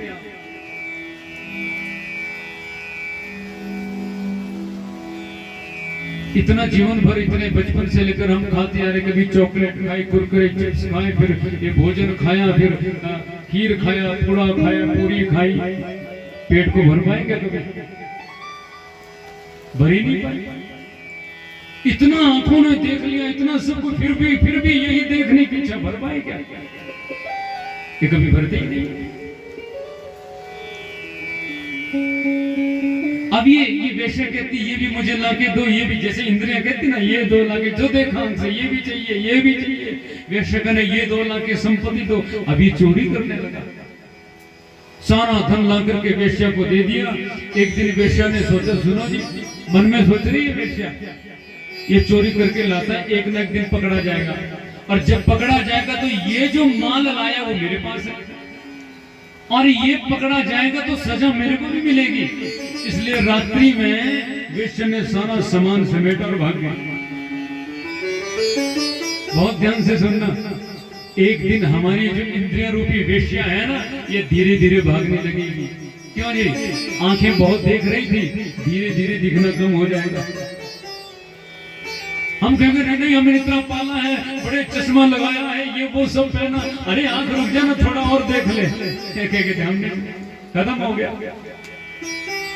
कान की शक्ति धीरे धीरे कम हो जाएगी, टांगों की शक्ति चलना धीरे धीरे कम हो जाएगा, और ये सब हमें छोड़ करके चले जाएंगे। और फिर ये जो अंदर वाला ये बैठा, ये घबराएगा, अब मैं क्या करूं, ये सब जा रहे हैं, मैं कुछ कर नहीं सकता। शैया पर पड़ा, चारपाई पर पड़ा हुआ है, ना हाथ हिले ना पांव हिले, मन तो करता है क्या करे, लेकिन कुछ कर नहीं सकते। यही स्थिति आज देवराज की हो रही है। ये मन में विचार करे, जो कमाया था, चोरी किया था, सब लूट करके ले गए, जिसके लिए वही लूट करके ले गए। अब गांव वाले मेरे को नहीं छोड़ेंगे। इसलिए सुबह का पहर होते ही देवराज जो घर छोड़ करके चला गया। कर्ज के डर के मारे घर छोड़ करके चला गया। एक नगर में गया जिसका नाम है प्रतिष्ठापुर, आजकल का जो प्रयाग है। स्थान की बड़ी महत्ता होती है, स्थान का बड़ा प्रभाव होता है। हम कौन सा कार्य किस स्थान पर करें, इसकी बड़ी महत्ता होती है। ये जैसे प्रतिष्ठापुर यानी प्रयाग में गया, और प्रयाग में तो त्रिवेणी बहती है ना? प्रयाग तो साक्षात संतों की धरती है। देखो जी, प्रयाग में जाकर के अब अनजान क्षेत्र में है, अपने पास धन है नहीं, माल है नहीं, खाएगा क्या? भूख तो लगती है ना, खाएगा। एक दो दिन तो इधर उधर से चल गया काम, लेकिन अब कहां जाऊं, कैसे करूं? तो इसने देखा एक कोई आश्रम है संत का, और वहां पर शिव महापुराण की कथा चल रही है। और कथा जब खत्म होती है तो सबको भंडारा मिलता है, इसलिए का मजा आ गया। 11 दिन तक तो मौज होगी, आनंद से भंडारा मिलेगा। अब ने तो कमाने की कोई जरूरत है नहीं। और ये अब इसने नियम बना लिया, जब कथा प्रारंभ हो जाती है कथा में बैठ जाता है। और क्योंकि ड्रामा तो मैंने कहा ना, बचपन से नाटक करता, पहले पिताजी के पास नाटक सारे आते थे। इसलिए सोचने लगा, लोगों को लगना चाहिए मैं बहुत बड़ा भक्त हूं, नहीं तो सोचते होंगे कि पता नहीं खाने के लिए आता है ना? ये लोगों की आदत भी होती है, आते ही तब है जब भंडारे का टाइम होता है। लोग ये सोचे कि ये तो पता नहीं भोजन के टाइम आता है। तो अब ये नाटक करने लगा। अब लोगों को देखा क्यों, क्योंकि शंकर की पूजा में 3 चीजों का होना जरूरी है। कथा में आगे विस्तार से आएगा, लेकिन मैं एडवांस बता दूं ताकि बिना भस्म त्रिपुंडेन, बिना रुद्राक्ष मालाया, बिना बिल्वपत्रेण शिव पूजन, बिना त्रिपुंड के, बिना रुद्राक्ष के और बिना बिल्वपत्र के शिव पूजन निरर्थक होती है। इसे शिव पूजा यदि कर रहे हैं तो रुद्राक्ष माला गले में होनी चाहिए। भगवान शंकर जी की पूजा कर रहे हैं हम तो त्रिपुंड हमारे मस्तक, हाँ किसी को गुरु द्वारा प्रदत्त कोई तिलक हो तो अलग चीज है, लेकिन त्रिपुंड नहीं तो हमारे मस्तक पर त्रिपुंड होना जरूरी है। अब त्रिपुंड के आगे बहुत विस्तार से महिमा है शिव महापुराण में, आगे चर्चा करेंगे। और बिल्वपत्र त्रिदलम त्रिगुणाकारम त्रिनेत्रम त्रिआयुधम त्रिजन्म पाप संहारम, 3 जन्मों के पाप को नष्ट कर देता है ये बिल्वपत्र। ऐसी चीज है बिल्वपत्र की भी आगे महिमा विस्तार से आई है। तो ये हमारे पास होना चाहिए, तिलक जरूर होना। यदि हम सनातनी हैं तो हमारे पास तिलक होना जरूरी है। सनातनी की पहचान है ये तिलक। अब इसने सोचा सारे लोग त्रिपुंड लगा के बैठे हैं। और एक बात और, त्रिपुंड कोई भी लगा सकता है। ये लोग डरते नहीं, माता ही नहीं लगा सकती, वो नहीं। मैं पुराण के श्लोक को कोट करके बता सकता हूँ। मैंने कहा यहां से जो बोलूंगा वो पुराण के आधार पर बोलूंगा। त्रिपुंड कोई भी धारण कर सकता है और रुद्राक्ष माला कोई भी धारण कर सकता है। वो किसी भी वर्ण का हो, किसी भी जाति का हो, स्त्री हो, पुरुष हो, बच्चा हो, कोई भी हो। शिव महापुराण, शिव तो सबके लिए समान है। समवेता समम कल्याणम करोति इति शंकर। कोई परहेज नहीं, कोई भी ले सकता है, कोई भी त्रिपुंड धारण कर सकता है, बल्कि करना चाहिए। आगे जब महात्म्य में वर्णन आएगा ना, जिसके मस्तक पर त्रिपुंड है ना, उसको कभी भी यमदूतों का दर्शन नहीं होता। हाँ, तो ये तो आगे विस्तार से चर्चा, मैंने सूक्ष्म रूप से चर्चा करी।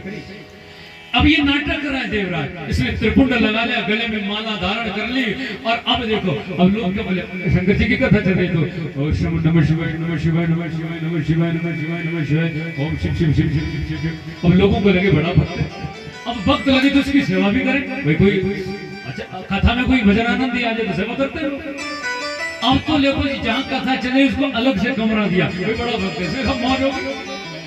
क्यों जी, कुछ करना नहीं, खाने फलार भी मिल जाए बढ़िया, कभी आलू के पकौड़े, आजकल बनते ना फल, आलू की टिक्की, टिक्की भी बनती है आजकल।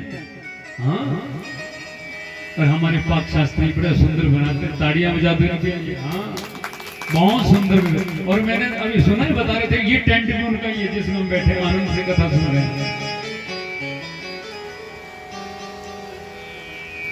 प्रेम से बोलो ना, जय महादेव। और इसके घर के ही एक सदस्य हैं, वो भी भोजन का बड़ा सुंदर कार्य करते हैं। अभी हमारी कथा थी शेर पटोल में, वहां भोजन बनाने आए थे, बहुत सुंदर भोजन बनाते हैं, क्या गजब का भोजन बनाते हैं। हाँ, ये भी एक कला है, भोजन बनाना भी एक कला है। तो उसको बढ़िया फलार मिलने लगा, बढ़िया मौज हो गई। कोई जल के लिए महाराज जी क्या लेंगे, जल लेंगे। अब ये अगली सीट पे बैठे सामने, तो श्रोता का नियम क्या है, और चीज में पीछे रहना चाहिए, कथा में कभी पीछे नहीं रहना चाहिए। और चीज में पीछे हो जाए, कथा में कभी पीछे नहीं रहना, क्योंकि कर्म हमारा अलग अलग हमारे साथ जाएगा। और चीज पत्नी ने सुना तो पत्नी को, पति ने सुना तो पति को अलग अलग मिलेगा, क्योंकि जीव की बात है। जहाँ आशीर्वाद की बात है तो पत्नी को दिया तो पति को भी मिलेगा, पत्नी जो कर्म करेगी, पति जो कर्म करेगा पत्नी को भी मिलेगा। लेकिन यहाँ जीव की बात है, यहाँ जीव की चर्चा है, तो दोनों को अलग अलग जाना है।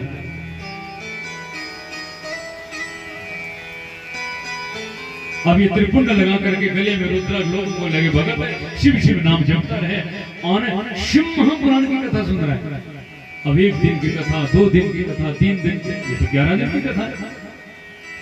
11 दिन की कथा जैसे पूर्ण होने लगी तो 11वें दिन की कथा चल रही है। और इस देवराज को एक रोग हो गया, रोग इतना भयंकर बुखार हो गया बेचारे को, जोर से कांपने लगा, रोग हो गया। अब क्या करूं मैं,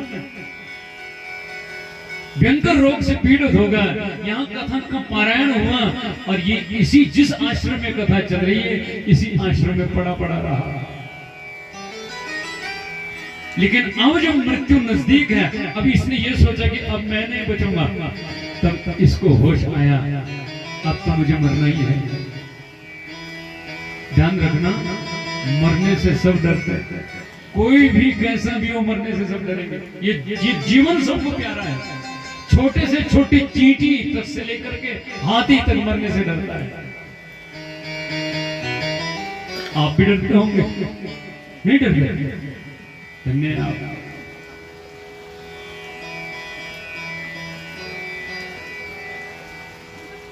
मरना पड़ेगा, मृत्यु सबकी होगी और डरना जो चीज होनी है उसका डरना क्या? गीता में लिखा है ना, मृत्यु जन्मना नाम से है जाते, मृत्यु जन्म से ही हमारे साथ प्रकट हो जाती है। इसलिए मृत्यु से डरो नहीं, मृत्यु की तैयारी करो। आगे जाके कथा में बिल्कुल एकदम मौत क्या है हम समझेंगे, मृत्यु की तैयारी कैसे की जाती है। हमने सोचा ना, शादी घर बढ़िया करते, तैयारी करते हैं, जन्म होता तो बच्चे के जन्मदिन की तैयारी करते हैं, हैप्पी बर्थडे का वो लगा, गुब्बारे लगा करके सब कुछ करते हैं। अब मौत की तैयारी कैसे करें? कभी लगाया भैया मैं मरने वाला, गुब्बारे टांग दो, बढ़िया टेंट लगा दो, सुना है किसी को? मृत्यु की तैयारी क्या है? देवराज को लगा आज मैंने जीवन भर पाप किया, अब मुझे जाना है। मृत्यु सामने डरने लगा। जीवन की चार सच्चाइयां हैं। यदि जन्म हुआ है तो तुम्हें मरना पड़ेगा। बोलो, जन्म हुआ है तो मरोगे जरूर। तुमने बोलना है जरूर, समझ गए? ये बात पक्की कर लो, वेद के सिद्धांत है ये, वेदांत के। जन्म हुआ है सो मरोगे। थोड़े की आवाज है, बाकी नहीं बोल रहे हैं, ये सारे अमर होके आए हैं, एक नहीं जाने वाला। नहीं बोलोगे तो बच जाओगे। फिर बोलो ना, जो जन्मा है सो मरेगा, ये बात। और जो आया है सो जाएगा, जो बना है सो बिगड़ेगा, और जो मिला है उसे खोगे। नोट कर लेना, लिख लेना इसको, नहीं तो ये कथा YouTube पर आएगी, पंडित इंद्रपाल शर्मा करके, वहां से नोट करना। ये वेदांत है, ये हमारी जीवन भर की पूंजी है जो शास्त्रों को पढ़ पढ़ कर निकालते हैं। जिसकी जन्म हुआ है उसको मरना पड़ेगा, पक्की बात। और जो आया है उसको जाना पड़ेगा। यदि हम 19 को आए हैं तो 29 को जाना, बोल नहीं आते तो जाने की जरूरत थी क्या? तुम कथा में आए हो तो तुम्हें जाना भी, सीधी सी बात, सत्य है। नहीं आते तो जाने की जरूरत नहीं थी। जो आया नहीं हो कैसे जाएगा? लेकिन यदि आए हो तो तुम्हें जाना पड़ेगा। और जो बना है वो बिगड़ेगा। जो भी कुछ बना, ये टेंट भी बना ना इतना सुंदर, 29 को बिगड़ जाएगा। बोलो बिगड़ेगा कि नहीं?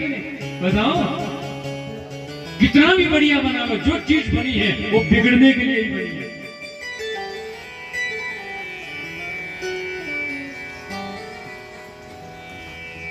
तुमने जलेबी खाई? कभी जलेबी खाई? मेरी तो फेवरेट है जलेबी। होती है ना, बनाने वाला कितनी मेहनत करता है ना, कितना टाइम लगाता है उसमें बनाने वाला, कितनी कारीगरी है उसकी। और बिगाड़ने वाला 2 मिनट में सत्यानाश। हाँ, माता रोटी बनाते ना, रोटी तैयार हो रही होगी रोटी, और बिगाड़ने वाले हम सब बैठे हैं। 4 बजने तो यहाँ जो बना है वो बिगड़ेगा जरूर। ये दिन भी यदि बना है तो दिन भी बिगड़ेगा। क्यों जी, रात होगी। बोलो, जो कुछ बना वो बिगड़ेगा। और जो तुम्हें मिला है उसे खोगे। जो भी कुछ तुम्हें मिला है उसे खोना पड़ेगा, पक्की बात है। ज्यादा चर्चा नहीं करूंगा समय के संकुचन के कारण। लेकिन यदि ये शरीर भी तुम्हें मिला है तो ये भी तुम्हें खोना, बोलो, एक न एक दिन खोना पड़ेगा। एक न एक दिन की छोड़ो, पल पल खो रहे हो तुम्हें पता नहीं है। हम तो कह रहे कि मरोगे कब, तुम तो पल पल मर रहे हो, हर समय तो मर रहे हो। मर रहे हो कि नहीं? बोलो। जो तुम 16 साल की थी माताएं, जो 60 साल की वो भी वैसी है क्या अभी भी? तुम 16 साल वाली तो मर गई। जितनी सुंदर 16 साल की थी अब 60 साल की भी ऐसी है क्या? मरी तो रहे, धीरे धीरे धीरे मरी तो रहे हैं। इसलिए इस चांद सत्य आगे काम आएंगे आपको 10 दिनों में, आगे इसको बिल्कुल सारी ये इसका विस्तार से चर्चा होगी। तो देवराज सोचने लगा यदि ये मेरा जन्म हुआ है तो मृत्यु, अब जब मृत्यु सामने आई तो डर तो लगेगा ही। और अब इसको होश आया, वो सारी उम्र गुजर गई धोखे में, परिणाम न जाने क्या होगा। ध्यान से सुनना कथा को, पूरे जीवन में इसने धोखा किया। अभी मैंने कहा ना कथा में बैठा तो भी धोखा। कथा सुनी आपने, झूठ मूठ का त्रिपुण, झूठ मूठ की माला, झूठ मूठ का नाम जप रहा है, अब भी धोखा कर रहा है। और किससे कर रहा है? लोगों को नहीं पता, अपने आप से धोखा कर रहा है। हम भी तो ऐसा ही कर रहे हैं ना, हम अपने आप से धोखा कर रहे हैं। आज उसको आभास हुआ और जिंदगी का सुधरना यही है। सारी उम्र गुजर गई धोखे में, परिणाम न जाने क्या होगा। सारी उम्र गुजर गई धोखे में, परिणाम न जाने क्या होगा। सारी उम्र गुजर गई धोखे में, परिणाम न जाने क्या होगा। वो सारी उम्र गुजर गई धोखे में, परिणाम न जाने क्या होगा। सारी उम्र गुजर गई धोखे में, परिणाम न जाने क्या होगा। जब समय आखिरी आएगा, जब समय आखिरी आएगा, महादेव न जाने क्या होगा। जब समय आखिरी आएगा, महादेव न जाने क्या होगा। सारी उम्र गुजर गई धोखे में, परिणाम न जाने क्या होगा। सारी उम्र गुजर गई धोखे में, परिणाम न जाने क्या होगा। तालियों की सेवा करते हुए जय हो। ये बात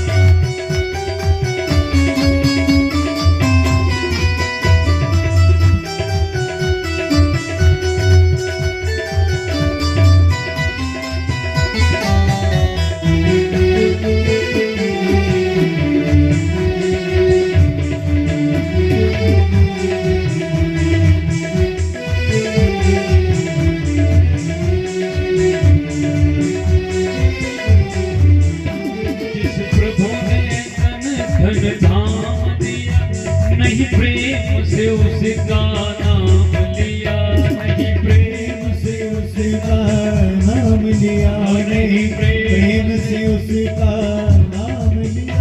जिस प्रभु ने तन धन धाम दिया, नहीं प्रेम से उसका नाम लिया, नहीं प्रेम से उसका नाम लिया, नहीं प्रेम से उसका नाम लिया। बंदा बन गंदा काम किया, बंदा बन गंदा काम किया, भगवान न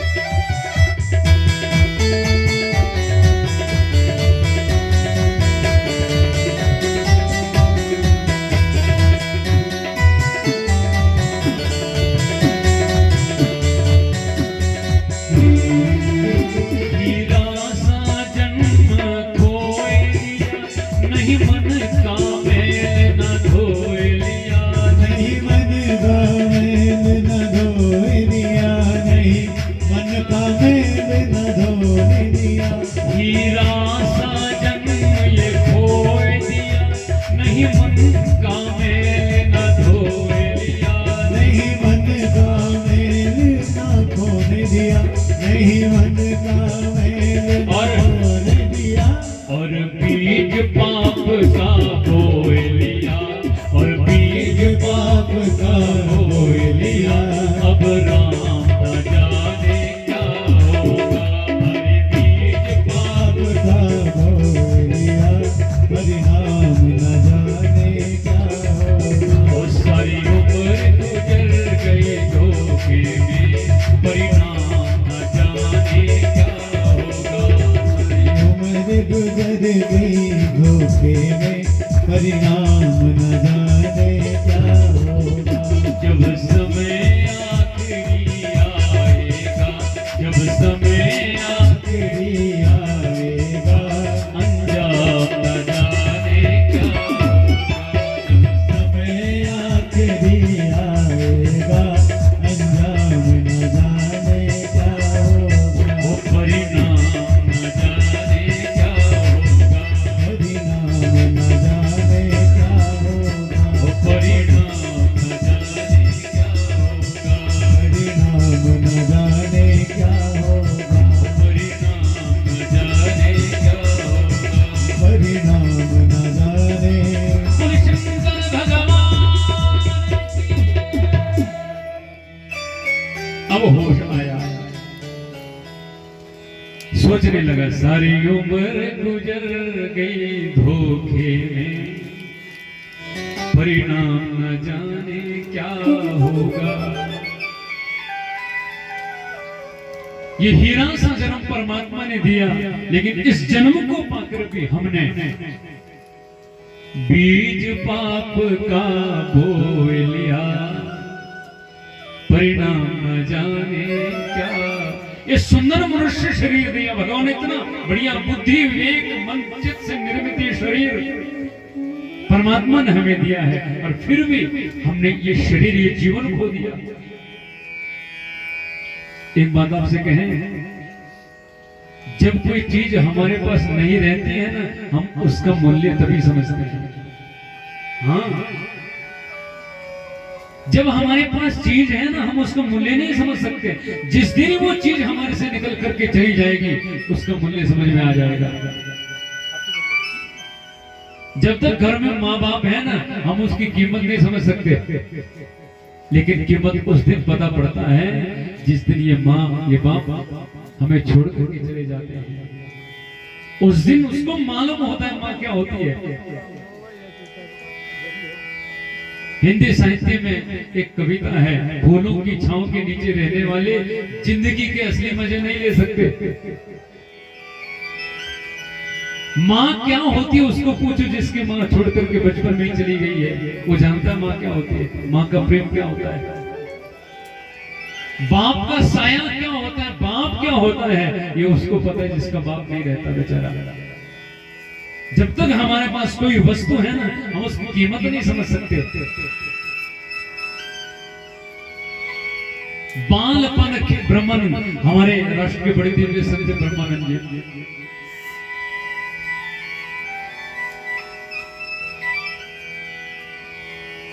मेरा ऐसा प्रयास, और मुझे बढ़िया भी लगता है संतों के भाव को गाना, इसलिए मुझे भजन थोड़े कम, संतों के भाव ज्यादा प्रिय लगते हैं। ब्रह्मानंद हमारे राष्ट्र के बड़े दिव्य संत हैं, उनकी बहुत सुंदर पंक्तियां हैं। बालपन खेल में खोया, यौवन में काम बस होया, बुढ़ापा खाट पर सोया, आस मन को सताती है। बालपन में हमें होश नहीं आता। शास्त्र में तो नियम है कि बच्चों को कथा में जरूर लाना चाहिए, कि हम लाते हैं नहीं जी, कथा में क्या लोग डिस्टर्ब करते हैं, शोर करते हैं। मैंने कहा कितनी देर करेंगे, बच्चों को कथा में जरूर लाना चाहिए। आधा घंटा 1 घंटा कभी ना कभी तो बैठेंगे, और न जाने कौन सा कृत्य परमात्मा को पसंद आ जाए। ये ध्रुव प्रहलाद की बहुत ज्यादा उम्र नहीं थी, 5.5 वर्ष के बालक थे ये, जिनको भगवान मिल गया। और मैंने अपने जीवन की घटना सुना, मैंने ऐसे ऐसे बच्चे देखे हैं 4-4 घंटे एक आसन में बैठ करके कथा सुनते हैं, वो भी किसी के बच्चे हैं। इसलिए बच्चों में संस्कार जरूरी है। आजकल हम पेट भरने की शिक्षा दे रहे हैं, संस्कार कोई नहीं दे रहा है। बच्चों में संस्कार का आना जरूरी है, और ये बच्चे सत्संग से सीखेंगे। आगे शिव महापुराण में कथा आएगी जहां संस्कारों की चर्चा होगी।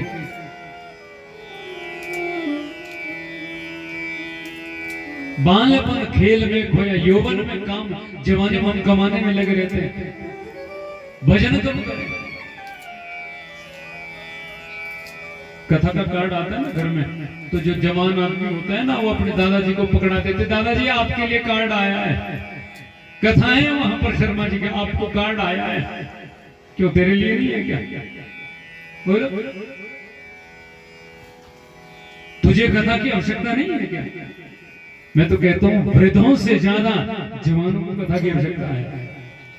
आज हमारी युवा पीढ़ी जो बिगड़ रही है ना, नशे की ओर आतुर हो रही है, कुकृत्य की ओर आतुर हो रही है ना, इसका मुख्य कारण यह है कि हम सत्संग से भटक गए। हमने बच्चों को सत्संग में डाला ही नहीं, हमने बच्चों को कथा से जोड़ा ही नहीं। ये मुख्य कारण है कि बच्चे आज नशे की ओर अग्रसर हो रहे हैं। मैं बहुत दावे से कहता हूं इस बात को, जो बच्चे सही समय से सत्संग से जुड़े हैं, या जो बच्चे सही समय से सद्गुरु से जुड़े हैं, वो बेटा कभी बिगड़ नहीं सकता, वो बेटी कभी बिगड़ नहीं सकती, जिसके जीवन में सत्संग है। इसलिए बच्चों को सत्संग से जरूर जोड़ना चाहिए। देवराज मरणासन पड़ा है और आज शिव शिव शिव शिव जप रहा है, ये मुझसे गलती हो गई, अब तो मैं तो मरूंगा ही, ये बीमारी इतनी भयंकर हो गई है मुझे। मृत्यु सामने शिव शिव शिव शिव जप रहा है, और एकदम कल कथा का विश्राम ही हुआ है, आज ये बीमारी हो गया। भगवान यमराज के दूत इसको लेने आए। और यमराज के दूत जब आए तो इस देवराज को इसके प्राण लेने लगे और इस देवराज को ले जाने लगे। अब यमदूत तो डरावने होते हैं नहीं? किसने देखे? तो मुंडी क्यों हिला रहे थे? अरे तुम्हें यमदूतों से क्या लेना भैया? शंकर भगवान की कथा जिसने सुन ली उसको यमदूत दिखते ही नहीं, तुम्हें तो टेंशन ही नहीं है।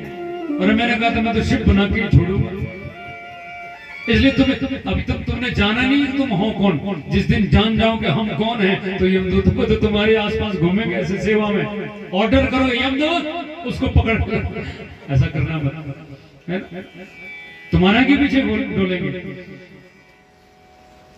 अब यमदूत इसको पकड़ करके ले जा रहे हैं। यमदूत जैसे ऊपर के उतने में भगवान शंकर के दूत और डम डम डम डम डमरू बजाते पहुंच गए, शिव शिव नमः शिवाय नमः शिवाय नमः शिवाय।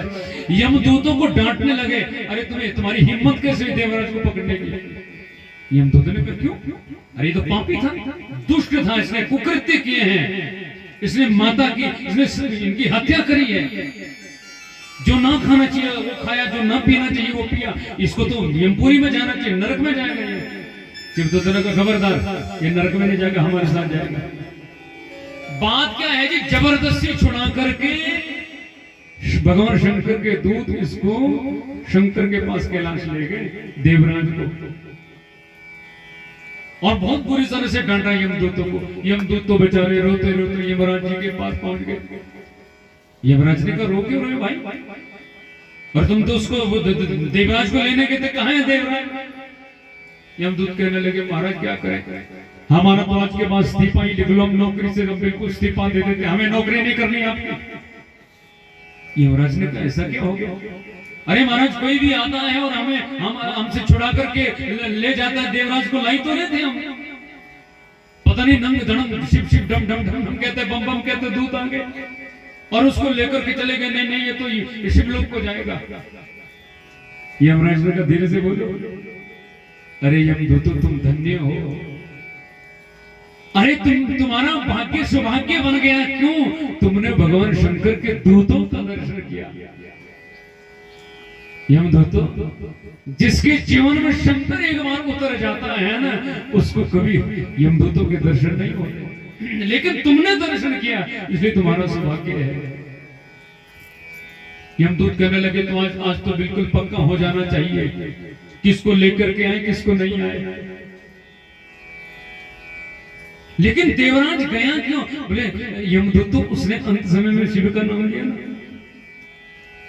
यमदूत कहने लगे तो ये तो कोई भी कर लेगा, अंत समय में वो राम राम तो जब तक नाम ले लिया तो वो तो फिर चला गया, हमें तो ऐसे ही आना पड़ेगा ना, ये तो कोई भी कर लेगा। और चवंजा नहीं, चवंजा ठीक हो गया, चवंजा वाले को तो सूत्र वेद बता दिया हर समय नमः शिव, जो भी तुम्हें बढ़िया लगे नमः लिखा है इसमें। नृत्य गीत आदि कम चले, जितने दिन कथा चले उतने दिन भगवान का सामीप्य होना चाहिए। उपवास क्या, व्रत क्या होता है, चर्चा तो विस्तार से आगे आएगी, मैं शब्दार्थ बता रहा हूँ। व्रत का मतलब, व्रत को कहते हैं उपवास। उपवास का अर्थ होता है उपे अजनम इति उपवास। जिस दिन व्रत होता है उस दिन हमारा कनेक्शन भगवान से रहना चाहिए, हमारे अंदर काम क्रोध नहीं आना चाहिए। और हमारा क्या होता है, अरे श्राप दिन मत कर बेटा पिंटू सिंटू, आज मेरा व्रत है वरना मैंने तेरे ठोकी देती है। अभी चल रहा है व्रत, मन में आग उबल रही है, बताओ। व्रत का मतलब होता है उस दिन कनेक्शन केवल परमात्मा से होना चाहिए। यमदूतों एक बात पक्की कर लो, यमदूतों ने तो पेन कॉपी उठा लीजिए, सुनो। जो भगवान शंकर की कथा को बहुत ध्यान से सुनता है, 1 बजे कथा स्टार्ट होती है, प्रारंभ होती है, 12:30 बजे बैठ जाता है और 4 बजे तक बड़े संलग्नता से कथा सुनता है। यमदूतों नोट कर लो, उसको कभी भी यमपुरी में मत लाना। हो गया? हाँ जी हो गया। कथा के बीच में जो ताड़ी बजाता है ना, ताड़ी, उसको कभी भी मत छूना। कीर्तन में जो ताड़ी बजाता है उसको कभी छूना मत यमदूतों। हो गया? बोले हाँ।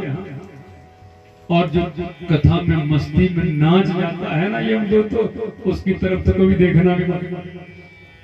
हो गया? बोले हाँ। अच्छा तो फिर ये बता दो लेकर के किसको आए? यमराज कह रहे लेकिन नोट कर, जो कथा के बीच में डिस्टर्ब करता है उसको खींच करके यमपुरी में ले आना। क्यों? क्योंकि जो मेरे भक्त से मुझे अलग करता है, भगवान कहते हैं, वो तो मुझे बिल्कुल भी पसंद नहीं। भक्तों से जो दूर करता है, और ऐसा इतिहास है। जय विजय ने, भगवान विष्णु के पार्षद है जय विजय, कथा आपने भागवत में बहुत मैंने सुना है, तो यहाँ तो बहुत कथा होती है, तो मुझे और भी आनंद आ गया। क्योंकि अब मैं कथा कम कहूंगा, सिद्धांत ज्यादा, क्योंकि कथा तो आपको पता है, इसलिए मैंने मूड बनाया, फिर मैं सिद्धांत ज्यादा बोलूंगा, क्योंकि अभी अभी शिव पुराण होकर के गया है, ऐसा बता देता। तो कथाएं आपने बहुत सुनी है, तो मुझे और आनंद आएगा, क्योंकि अध्यात्म तो मेरा विषय है, तो इसलिए मैं कथा तो संक्षेप कर भी दूंगा, अध्यात्म को ज्यादा। तो कथा में जो विघ्न डालता है, भागवत में कथा आती है ना, जय विजय ने सनक सनंदन सनातन को भगवान से मिलने से रोका, और फिर श्राप मिला, तुम्हें राक्षस बनना पड़ेगा। और एक ने 3-3 जन्म राक्षस बनना पड़ेगा, उनको राक्षस बनना पड़ा। इसलिए भगवान की कथा में जो डिस्टर्ब करता है ना, वो अगले जन्म में राक्षस बनता है। प्रेम से बोलो जय महादेव। इसलिए भगवान की कथा से कभी रोकना नहीं चाहिए। किसी को कोई कथा में जा रहा है तो उसको आनंद से भेजो, जाओ। अभी मैंने कहा ना, कथा जो सुनता है घर आता है तो उसका घर तीर्थ जैसे बन जाता है। कथा सुन करके घर आए तो उसकी सेवा करो। आप क्या तो पता नहीं, हमारे यहाँ होता था ऐसा, अब तो कम हो गया। जब कोई यात्रा को जाता था ना, यात्रा को पहले तो कभी कभार यात्रा कोई कर सकता था, अब तो सारे, इस बार देखो प्रयाग सब गए, आप भी गए होंगे, गए प्रयाग। हमारे यहाँ से तो बसें की बसें भर के गई।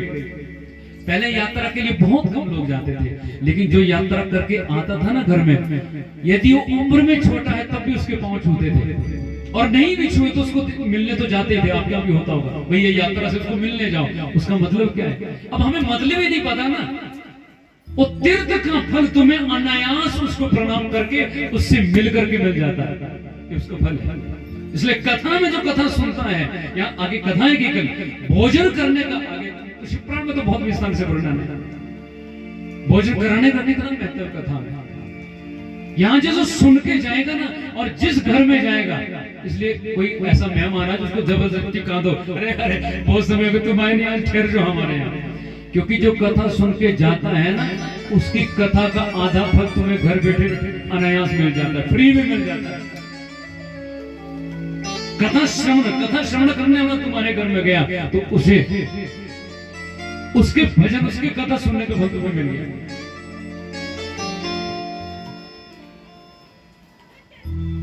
इसलिए तीर्थ यात्रा में कोई, ये तो चलता फिरता तीर्थ है, तीर्थों में जाते थे तो उसका प्रणाम करते थे ताकि उसका फल तुम्हें मिल जाए। इसलिए मैं निवेदन कर रहा था, राधे भाई, कथा में जो बिगड़ डाले, कभी भी कोई कथा में जब उसको रोको मत, क्योंकि कथा में जो, कथा सुनने में जो, इसलिए मैं कहता हूं ना, पहले आगे आगे बैठ जाओ ताकि किसी को डिस्टर्बेंस ना हो, और मत्था भी बाद में टेको। तुम्हारे यदि मत्था टेकने से 10 आदमी का ध्यान टूटता है तो मेरी नजर से मत्था टेकना श्रेष्ठ नहीं है, इसलिए आनंद से बैठ करके, तुम देरी से भी आओ, कोई बात नहीं, बैठ करके पीछे बैठ करके आनंद से कथा सुनो। तो कथा में जो डिस्टर्ब करता है, ये तो उसको खींच करके नरक में लाना, हो गया? बोले हाँ जी। भगवान के भजन की उस कथा के पंडाल, उस कथा की व्यवस्था की कोई निंदा करता है। कई बार तो क्या करे महाराज, कथा तो इतनी बढ़िया है, ये सब कुछ है, लेकिन खाना बढ़िया नहीं बनाते, भोजन थोड़ा अच्छा नहीं था, होता है, ये सब कुछ इतना बड़े टेंट बढ़िया नहीं लगाए, ये लाइट यहाँ की जगह यहाँ होनी चाहिए थी, वहां तो ऐसा था, वहां गए थे, यहाँ तो ये ऐसा है, वहां तो ऐसा होता था, यहाँ ये ऐसा है। 10 गलतियां कथा में, 10 गलतियां कथा के यजमानों में, और तो थोड़ा व्यास में भी गलतियां निकालते हैं लोग। हाँ महाराज वो तो ऐसे थे, वो तो ये करते थे, ये तो ये करते थे, यहाँ लिखा है, आगे विस्तार से चर्चा भी होगी। वक्तु यदि निंदा करता है तो उसको नरक की यातना झेलनी पड़ती है। इसलिए कथा में जाओ, तुम अपने काम से काम रखो, मुझे कथा सुननी है बस, पंडाल कैसे से कोई लेना देना नहीं, मुझे कथा से लेना देना है। इसलिए वहां कोई निंदा करेगा तो उसको पकड़ करके नरक में लाना। यमराज ने कहा हो गया? बोले हाँ। यमदूत ने को सुनो जी, जो कथा में बैठा है, कथा सुन रहा है, उसको तो हम नहीं छेड़ेंगे, लेकिन जो कथा में आकर के सो जाता है उसका क्या करें? क्योंकि आया कथा में तो बैठा लेकिन सो गया, कथा तो उसने सुनी, उसका क्या करें? यमराज कह रहे हैं जो कथा में आकर के सो जाता है उसको भी पकड़ करके नरक में मत लाना। क्यों? क्योंकि कम से कम कथा में तो सोया, और बीच बीच में जयकारा लगेगा, नमः पार्वती पते हर हर। कभी तो नींद से जागेगा, और जब जागो तभी सवेरा। अब जाग मुसाफिर भोर भई, अब रेन कहां जो सोत है। कभी ना कभी तो जागेगा। और ये देवराज आज सीधा भगवान शंकर के लोक को पहुंचा। प्रेम से बोलो जय महादेव। भगवान शंकर के लोक को पहुंचा, और भगवान शंकर ने देवराज को अपना गण बनाया खास। ये देवराज भगवान शंकर का गण बना। बेटा तूने जीवन में कष्ट झेला है ना, अब तू शंकर के पास आ गया है। और शंकर कौन? सम कल्याणम करोति इति शंकर। इसलिए अब तू आनंद से बैठ करके मेरा भजन कर। तो ये देवराज भगवान शंकर का गण बना। भगवान शंकर जब भी किसी को देते हैं इधर उधर नहीं भेजते, कभी किसी स्वर्ग में भेज देंगे नहीं, इधर उधर नहीं भेजते। क्यों? क्योंकि स्वर्ग से हमें लुढ़कना पड़ता है। स्वर्ग क्या है? स्वर्ग होता है, स्वर्ग में बहुत वीआईपी ट्रीटमेंट मिलता है, नौकर चाकर मिलेंगे, गाड़ी बंगला सब मिलेगा, ये स्वर्ग में होता है। लेकिन कब तक? जब तक तुम्हारे पुण्य हैं। जिस दिन पुण्य खत्म हुए उस दिन तुम्हें वापस नीचे भेज दिया जाएगा। इसलिए इंद्र जो बना, देवराज इंद्र, इसकी भी क्वालिफिकेशन है, कौन इंद्र बन सकता है। ब्रह्मा की भी क्वालिफिकेशन है, कौन ब्रह्मा बन सकता है। हर एक की क्वालिफिकेशन, हर एक बदलता है, परिवर्तन होता है। इसलिए वहां से भी गिरना पड़ता है। एक ही ऐसी जगह है जहां से अब तो कोई गिरा नहीं। कोई भी उदाहरण नहीं बता सकते भगवान शंकर का भक्त और गिर जाए। और एक बात, भगवान शंकर के भक्त के पास दो चीजें, वैसे तो दोनों ही होती है, लेकिन दो में से एक तो पक्की है। भगवान शंकर का भक्त ज्ञानी होगा और भगवान शंकर का भक्त थोड़ा धनवान भी होगा, पैसे वाला भी होता है। देख लेना आपको भी आजमा के, दो में से एक तो होंगे तो दोनों, ज्ञानी भी होगा और भक्त भी होगा। और ज्ञानी कौन होता है ये तो हम चर्चा करेंगे। वो ज्ञानी भी होगा और भक्त सेठ भी, धनवान भी होगा, तो दोनों चीजें होंगी जो भगवान शंकर का भक्त होगा। नहीं, दो में से एक तो पक्की है, या तो भक्त ज्ञानी अव्वल दर्जे का होगा या फिर सेठ भी ठीक ठाक होगा। इसलिए दोनों चीजें बढ़िया रहती है भगवान शंकर के भक्त के पास। औरों के देख लो, नारायण का तो नियम है, जिसे अपना बनाना है तो सब कुछ लूट लेता हूं। भगवान नारायण कहते हैं, मैं जिसको अपना बनाता हूं उससे सब छीन लेता हूं पहले, है ना? भगवान नारायण कहते हैं, फिर वो तड़ बताए मेरे लिए और फिर मैं उसको प्राप्त हो जाता हूं। भगवान शंकर की एक भी कथा, कोई सी कथा सुनेंगे आप, भगवान शंकर ज्यादा देखी नहीं, से इतने करुणा है। थोड़ा सा कोई रोने लगा, थोड़ा सा उसका भक्त बिगड़ने लगा, तुरंत पहुंच जाते महादेव और उसको फिर देते, सुनते नहीं उसको क्या चाहिए, अरे चल बेटा बस सीधा मेरे साथ चल। और कहां? कैलाश। आप विचार करो, देवराज ने जीवन भर पाप किया, अंत समय में नाटक से कथा क्या सुनी? कथा में केवल बैठा था, सुनी तो नहीं थी। शिव नाम जपा और इसको भगवान ने अपना पद यानी अपना स्थान, अपना गण बनाया।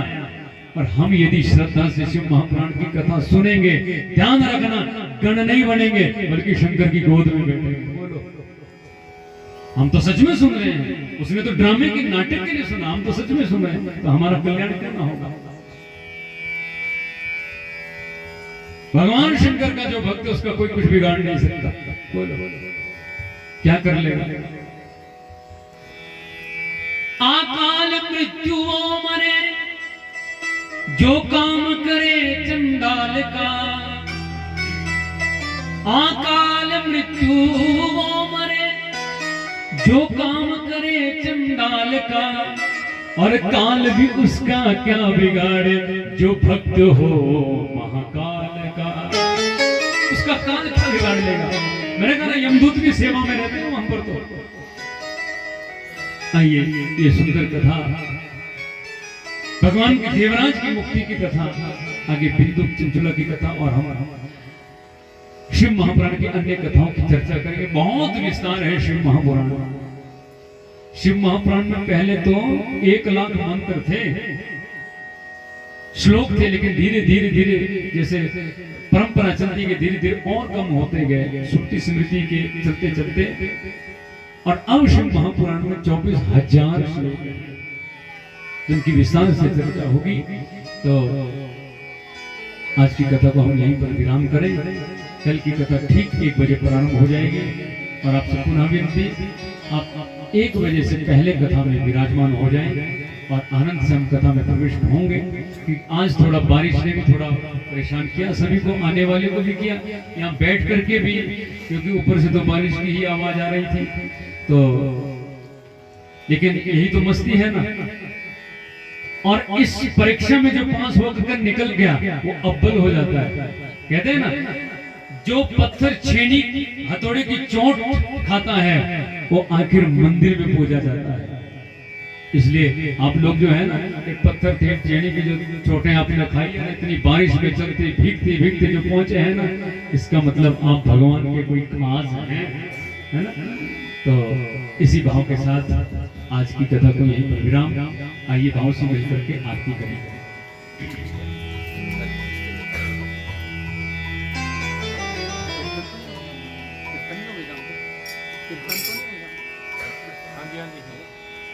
कीर्तन कितने बजे है? कीर्तन आप अपने जितने बजे आ सको उतने बजे बताना। ऐसा नहीं कि हमारे संगीत बंधु बैठ जाए, आप तब घर से चले। श्रोत्रागायुष्य प्राणस्य मुखादग्निरजायतः। आरती करो हरिहर की, करो नटवर की, भोले शंकर की। आरती करो शंकर की, आरती करो हरिहर की, करो नटवर की, भोले शंकर की। आरती करो शंकर की, आरती करो हरिहर की, करो नटवर की, भोले शंकर आरती करो शंकर की। सिर पर शशि का मुकुट विराजे, सिर पर शशि का मुकुट विराजे, तारों की पायल झनकारे, तारों की पायल झनकारे। धरती अंबर डोले डगमग, धरती अंबर डोले डगमग, लीला कर नटवर की। आरती करो शंकर की, आरती करो हरिहर की करो, नटवर की भोले शंकर की। आरती करो शंकर की, आरती करो हरिहर की करो, नटवर की भोले शंकर की। आरती करो शंकर की। नागों की माला पहनने वाले, मुंडों की माला पहनने वाले, शंभु है जग के रखवाले, शंभु है जग के रखवाले। सकल चराचर नाचे तांडव, सकल चराचर नाचे तांडव, उंगली पर विषधर की। आरती करो शंकर की, आरती करो हरिहर की करो, नटवर की भोले शंकर की। आरती करो शंकर की, आरती करो हरिहर की करो, नटवर की भोले शंकर की। आरती करो महादेव जय जय शिव शंकर, महादेव जय जय शिव शंकर। जय गंगाधर जय डमरूधर, जय गंगाधर जय डमरूधर। देवों के हैं देव महादेव, देवों के हैं देव महादेव। लीला देवों के हैं देव महादेव, विपदा हरो हर मन की। आरती करो शंकर की, आरती करो हरिहर की करो, नटवर की भोले शंकर की। आरती करो शंकर की। कर्पूर गौरम करुणावतारम, संसार सारम भुजगेन्द्रहारम, सदा वसन्तं हृदयहार वन्दे भवं भवानी। सैतं नमामि त्वमेव माता च पिता त्वमेव, त्वमेव बन्धु च सखा त्वमेव, त्वमेव विद्या द्रविणं त्वमेव, त्वमेव मम देव देव। अच्युतं केशवं रामनारायणं कृष्णदामोदरं वासुदेवं, श्रीधरं माधवं गोपिकानाथं, जानकीनायकं श्रीरामचन्द्रं, राधिकानायकं कृष्णचन्द्रं, पार्वतीनायकं श्रीबालचन्द्रं भजे। शिव शंकर महाराज की।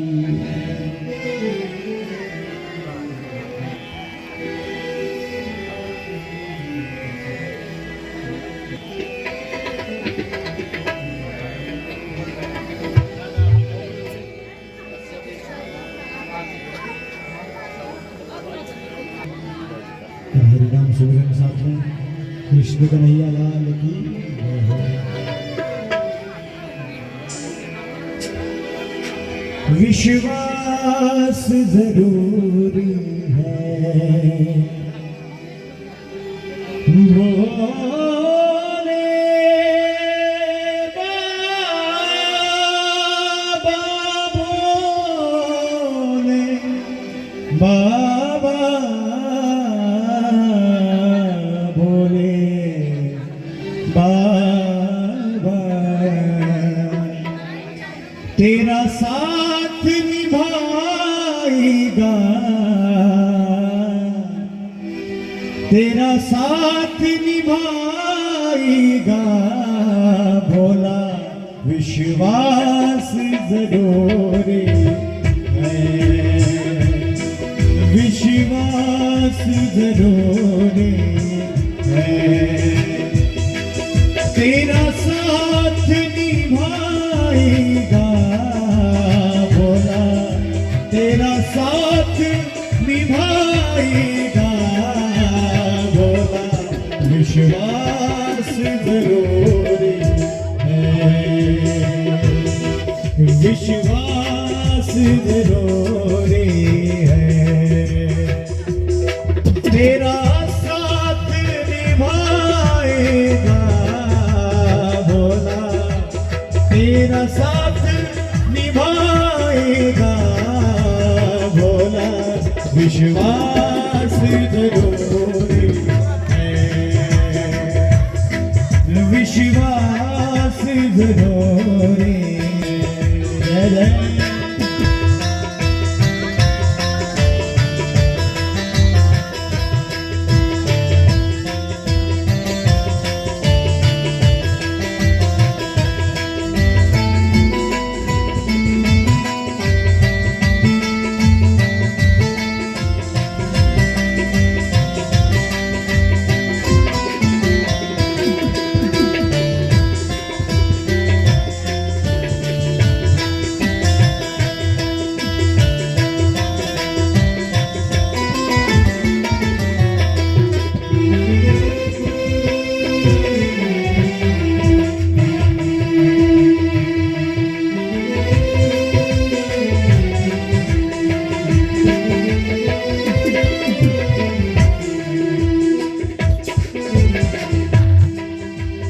जिस दिन भी तो सच्चे मन से उसको ध्याएगा, जिस दिन भी तो सच्चे मन से उसको ध्याएगा, जिस दिन भी तो सच्चे मन से उसको ध्याएगा, जिस दिन भी तो सच्चे मन से उसको ध्याएगा, जिस दिन भी तो सच्चे मन से उसको ध्याएगा, जिस दिन भी तो सच्चे मन से उसको ध्याएगा, जिस दिन भी तो सच्चे मन से उसको ध्याएगा, जिस दिन भी तो सच्चे मन से उसको ध्याएगा, उस दिन से तो हर पल उसको संग में पाएगा, उस दिन से तो हर पल उसको संग में पाएगा, तेरे संग संग चलेगा वो, तेरे संग संग चलेगा वो, आभास जरूरी विश्वास जरूरी है, तेरा साथ निभाएगा भोला, तेरा साथ निभाएगा भोला, विश्वास जरूरी है, प्यारे विश्वास जरूरी है।